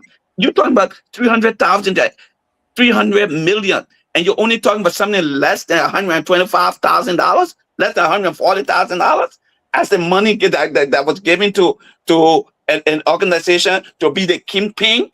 She's the kingpin of the drug kingpin in Liberia. Really? We don't know all these facts, right? We Okay, all hear I just agree. We don't know. hypothesizing, right? Yeah, Making up, what could it be, what it could not be, and all of that. We don't know the facts because we are not in there. We don't know what Gregory has. We don't know what the NSA has. We don't know what all the guys have in the possession, right? We don't know what all we know today is charges, right? We have not even seen exhibits, right? They're not disclosed no exhibit to say, oh yes, this is what happened. Like the allegation that she was telling the guy, so oh yes, oh it is now our time, when we're there, until you gotta wait till 2029, but now we're not there, things are hard. Number one, what kind of legitimate business you're doing like Liberia now? You gotta wait till your time where you can go, but that cannot be done now here. So if that it will be recording like is what true, Obama told Medvedev. Well, Obama told Medvedev in 2023 on a hot mic, wait until we get elected. Is that a crime? If no, you no, no, tell no, somebody no, wait till you no, told no. Medvedev on the hot mark, wait till we get, and Republican tried to use it against him to say that. Was that a crime? Okay, So you fine, can just take that fine, statement alone on the law fine, and fine. say it has to be more said. Mr. Wilson, I hear what you're saying. I'm saying to you, we don't know what's happening. I agree. That's all I'm saying to you. I If the agree. I agree. government went on to lose this case, it would be an embarrassment to them. This is a very consequential case. I would say I this for a fact, because I this agree. case can determine exactly. It can underscore what the city's been saying that they've been wished on, right? It can do that. So hopefully they did a due diligence, right? But at the end of the day, like for example, one of my brothers was saying here, oh, the law cannot be retroactive. So first of all, the drug that was arrested, 2026. The money they're alleging, they're just giving a trace of the money when it's been coming. They're not going back charging you for 2022 drugs. No. If you got money in 2022, 2023 you get some, in 2026 you still got some, and the charge, the crime, the drugs arrested in 2026, it does not end 2021 what you did. It's just a truly established. So retrogression does not apply in this case. The law is not retrogressing in any ways. So at the So end of the day, are we questioning people that were giving flights to Barcelona? Are we questioning people that they say you had this affiliation or this picture was taken with this person? Because the only crime that I see here is because she received money from those people. Are we concerned about other people who were in the proximity of those very nefarious people? Are we concerned about those things? Or so only Joel Taylor? so like you're listening to the show before you come on the show, I said to Mhm. you, when people are building cases, usually they start charging with the one what they think they have with evidence in their belief, right? What they have in front of them, right? This is what I have, and I cannot. Mr. Williamson cannot get out of this. You want to charge? Let's go ahead and charge him until they can find enough evidence on Sylvester Nangwe or Toure. They will still be investigating, but the one that got evidence will charge them. Like the two So we guys. don't know if somebody took a trip by these people. So you know, in the thing about Roma, no Roma lacks the element of truth. No Roma lacks the element of truth. Okay, And all I'm saying here is, your police, you follow those rumors. If it's Roma, you bring this person. Have anyone or other people been brought in for questioning? we don't That know. we say they traveled and there were pictures they were taken with them. Have we got the end of those things? We don't know. We know that we haven't had this information. We haven't had them question. Exactly. We don't know. So we Okay. don't know if they've been questioned or not. We don't know. We don't know what they have. We don't know what they don't have. So yeah, okay. Look, I don't want to see this thing as political. I don't want to do it because if I call Jojo Borgia name, Jojo, no, I don't want to do that. Ture, we know what they have already. We saw the indictment. Yeah. It is in the indictment. So this is no longer the just charger. Indictments are not exhibits. Indictment, I said, this is what you are saying you did. This is what you did. This is what you did. Right. You received this amount. No, the core issue will be there. You received 75,000. You received 45,000. You are on the phone and all of things. That I mean, for me, I don't want to discuss this on the basis of that now. This case is in court, and I know very well that Mrs. Taylor is not one person that just she also she's grounded in the Liberian political landscape. I don't think the government would just easily manipulate this against her. We're going to have a panel of jurors selected to go through. If this is going to be a bench trial, I think it's going to be a judge that the both party litigants will have implicit confidence in to manage this case very well. But now I don't know what Liberian law calls for. Put a check to be the one you're going to use and move on this thing. I don't know what Liberia calls for a bench trial, but like I know in the U.S. most time, in most jurisdiction, the accused can request for it. Right? So we don't have special law in Liberia. The same way the judicial system on 4 years. That's the same thing in Liberia. I'm not sure about that. Our criminal law was even basically tailored after most of the laws here in this That's country. true. That I know, but I don't know. So the same process you have a jury trial, where the judge will charge the jury getting the rule of engagement. You know what I'm saying? The same thing here. Hear me what I'm saying? So the bench trial is where the judge will sit and hear the case. Yeah, what I'm saying, I understand bench trial, I understand all that. What I'm saying, I don't know how it's done in Liberia. If the judge acts, if the defense asks the judge to have a bench trial, or is something that judge can just say it's gonna be a judge can be is that unilateral decision the judge takes? No, it is the right. Again, it's the same here, the same there. Let me repeat the that. right of the defendant to. It's the right of the accused to ask for bench trial. To ask for it to accept it or to not accept it. Oh, okay. Yeah, that's that. I didn't know that. I didn't. So I heard somebody use the term collusion. I think we all live here and we understood when we talk about collusion. Look, collusion has to do with intent. Intent. When she was receiving that money, that I don't know if we can prove intent. Look, It has to be the exhibit. Look, the call came to your phone in Dubai, and they told you we give you this money to accept to facilitate us coming to Liberia. So when you talk about exhibit, you can show me a check. That's an exhibit. You just show me the check coming there. That's an exhibit. So let me ask The you, money was going, it went into your account. That's an Mr. exhibit. Williamson. Mr. Williamson, Yeah. Mm.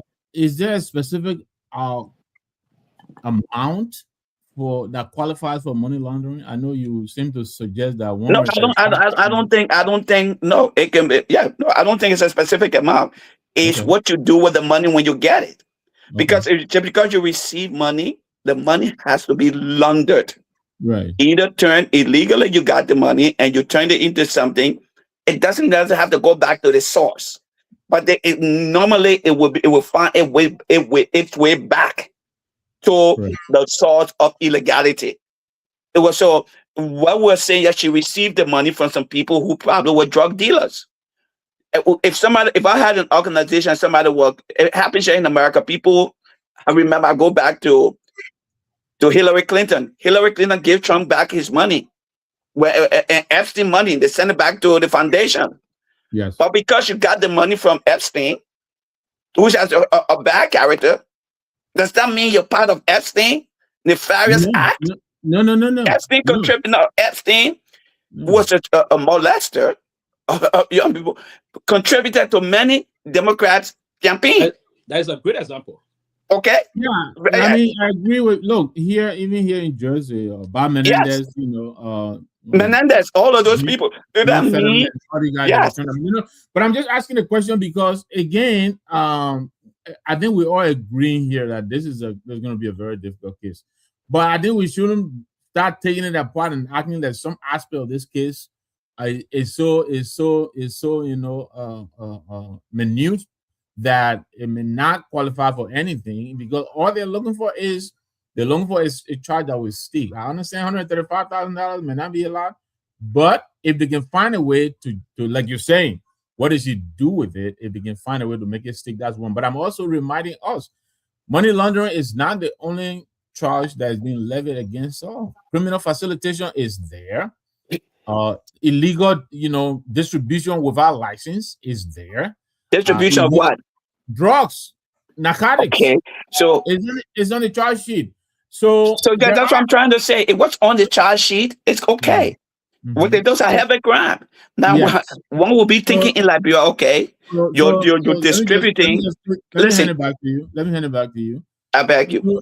So I think the prosecution would test all of these, and it's possible none of them will stand up to scrutiny. But they might find one. They just need to find, something that sticks. All of them don't have to. I think the one that won, they will throw them out. I'm not a legal person. You would tell me whether I'm wrong or not. But No, I'm not a legal person, but what I'm about to say to you, I will go with Ture. Like he always is saying, we don't know. And I don't want to sit out here and act like I have what government have. Okay? I could just be looking over there and say, no, maybe government is playing I hope, like I say, I hope they have something more that they were going to show. That when this thing begin to get, they can begin to give telephone conversation. They can begin to, because when you're charging people for these things, it has to be proved beyond reasonable doubt. Okay? And that's what I'm saying. And so far, it just don't correlate. But again, let us not go before. If we say someone is presumed innocent, then allow the law to take its course. And I think sometimes we become too emotional or invested in these kind of things, and we don't allow the government to work, and we just believe. But sometimes we look at what government had and the track record in prosecuting and stuff like that, and we can go back to the 12 case and all of that, and you can see the flaws they made. So I just hope they got that. They got everything buttoned up and their I's are dotted and the T's are crossed. We hope that our country is at a crossroad because every Liberian right now, passport, with a Liberian passport, you go to anywhere, you're being looked at. We're talking about almost $500,000 worth of drug in a small country. It is an indictment against our passport. It's an indictment there. So this is a serious matter, and I don't want to just see it politically. So sometimes I want to remove my political hat, and I want to see it as a Liberian and say, listen, wherever the chief, wherever it falls, let it fall there. If Yeah. she's guilty, then I'm not the government. I don't know what they have. I don't know why. It just surprises me that this person will be brought forward, but because it surprised me, doesn't mean that she's innocent. So I'm Right. going to just take my position as I said first. Let Right. us wait. Right. Let And me then ask you this, though. Yeah. Sorry, let me ask you this. Don't you think that if the former vice president is being accused and thrown in jail for palling around with some of the people who are in jail now, and yet Miss Stephanie Audrey, we haven't heard anything about her.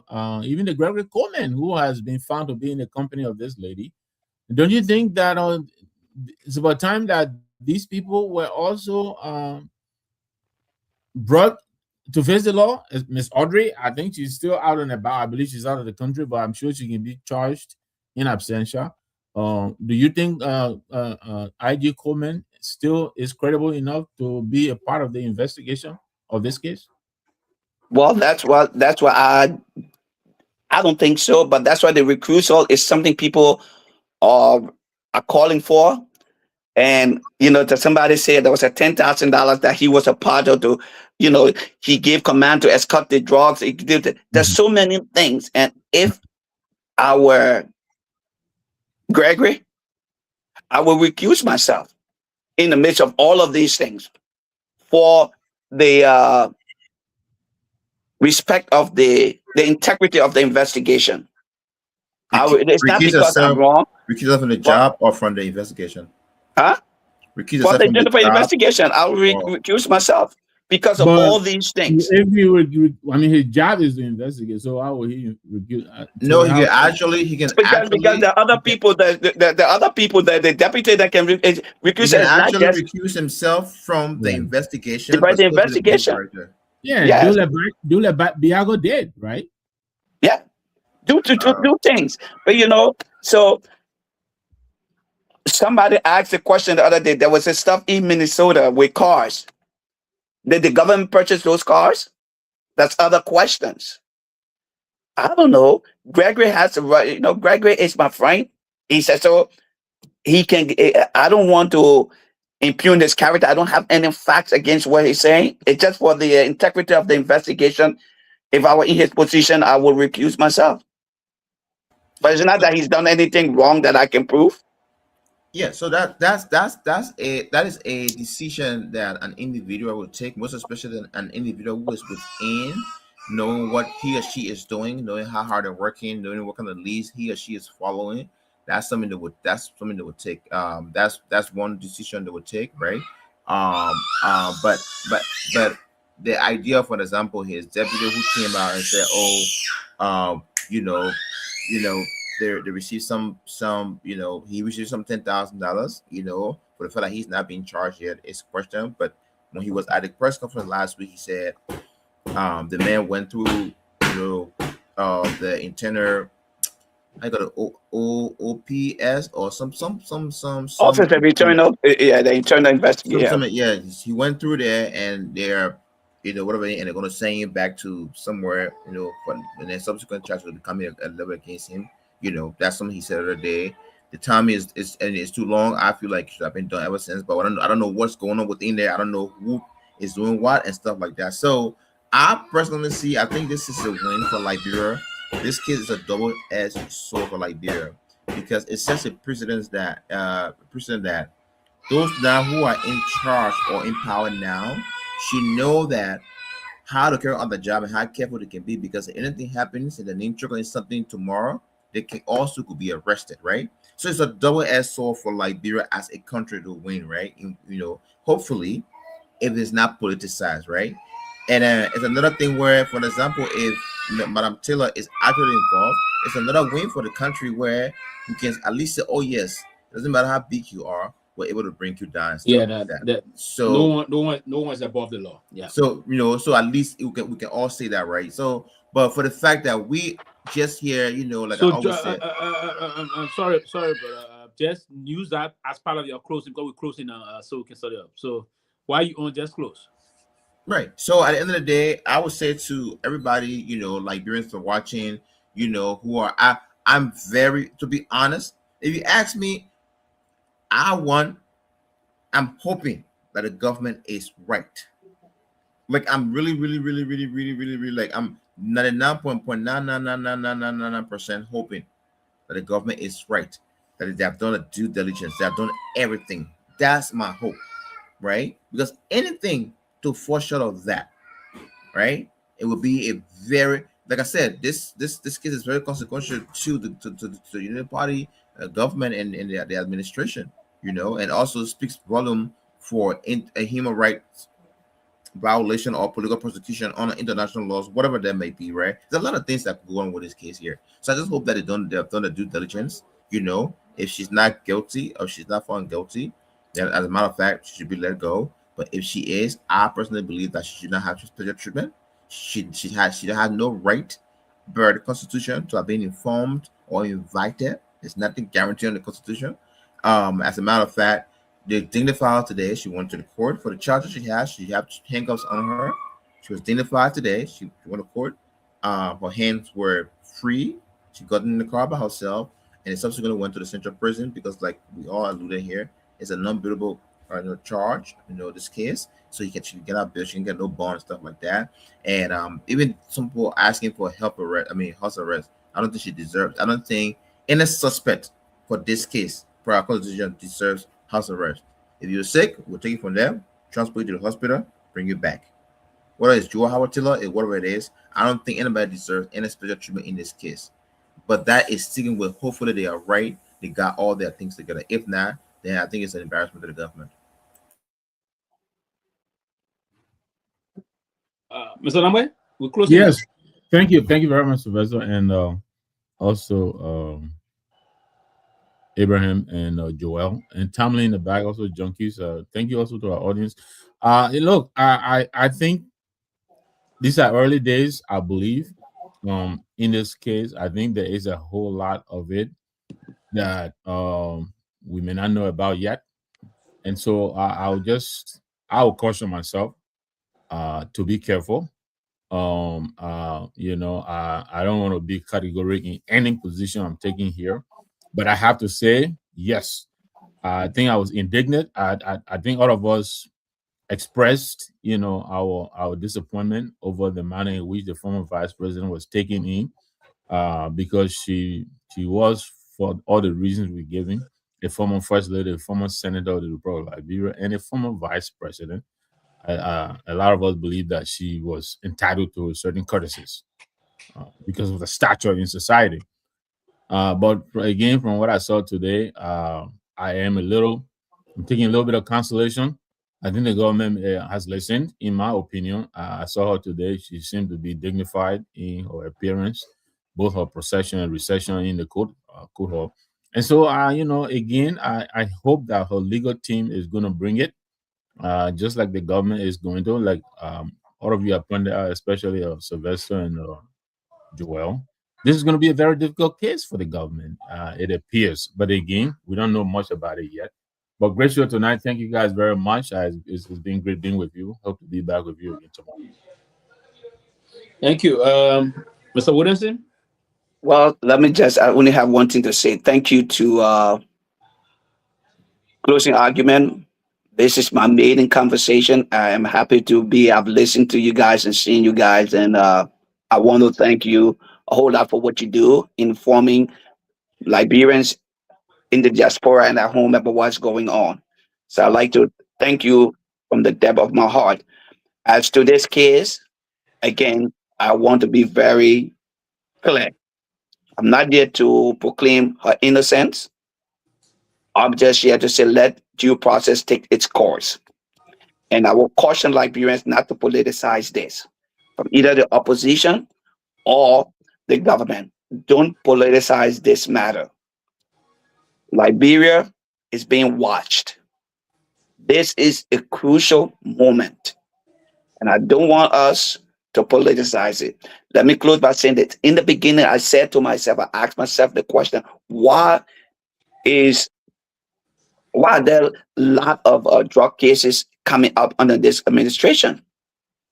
Is it that they are very vigilant, or is it that it is what they are doing and they are accomplices to this? I don't know the answer to that. It could be that they are vigilant and now things are coming up.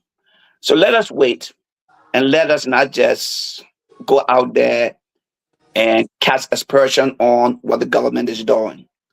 Let us be calm and let the law take its course. Thank you. Thank you, Joel. We look forward to seeing you time to time on the show. Whenever you have the time, you're fully welcome to join us in looking into the politics of the country, both politic, maybe social, religious, every big thing. It's everything. But you most highly welcome, and we thank you for your own side of the contribution. That was a very excellent contribution from you today. So thank you, gentlemen. We look forward to also looking more into this. Yeah, today we didn't discuss it, but tomorrow I think we will look into that. The first batch of third-party deportees arrived into the country, and the New York Times is reporting that the government received $5 million, and the information minister refuted that today. So we're going to look into that tomorrow, hopefully, and a lot of narrate of other national concerning issues. Thank you, gentlemen, and good night. Thank you.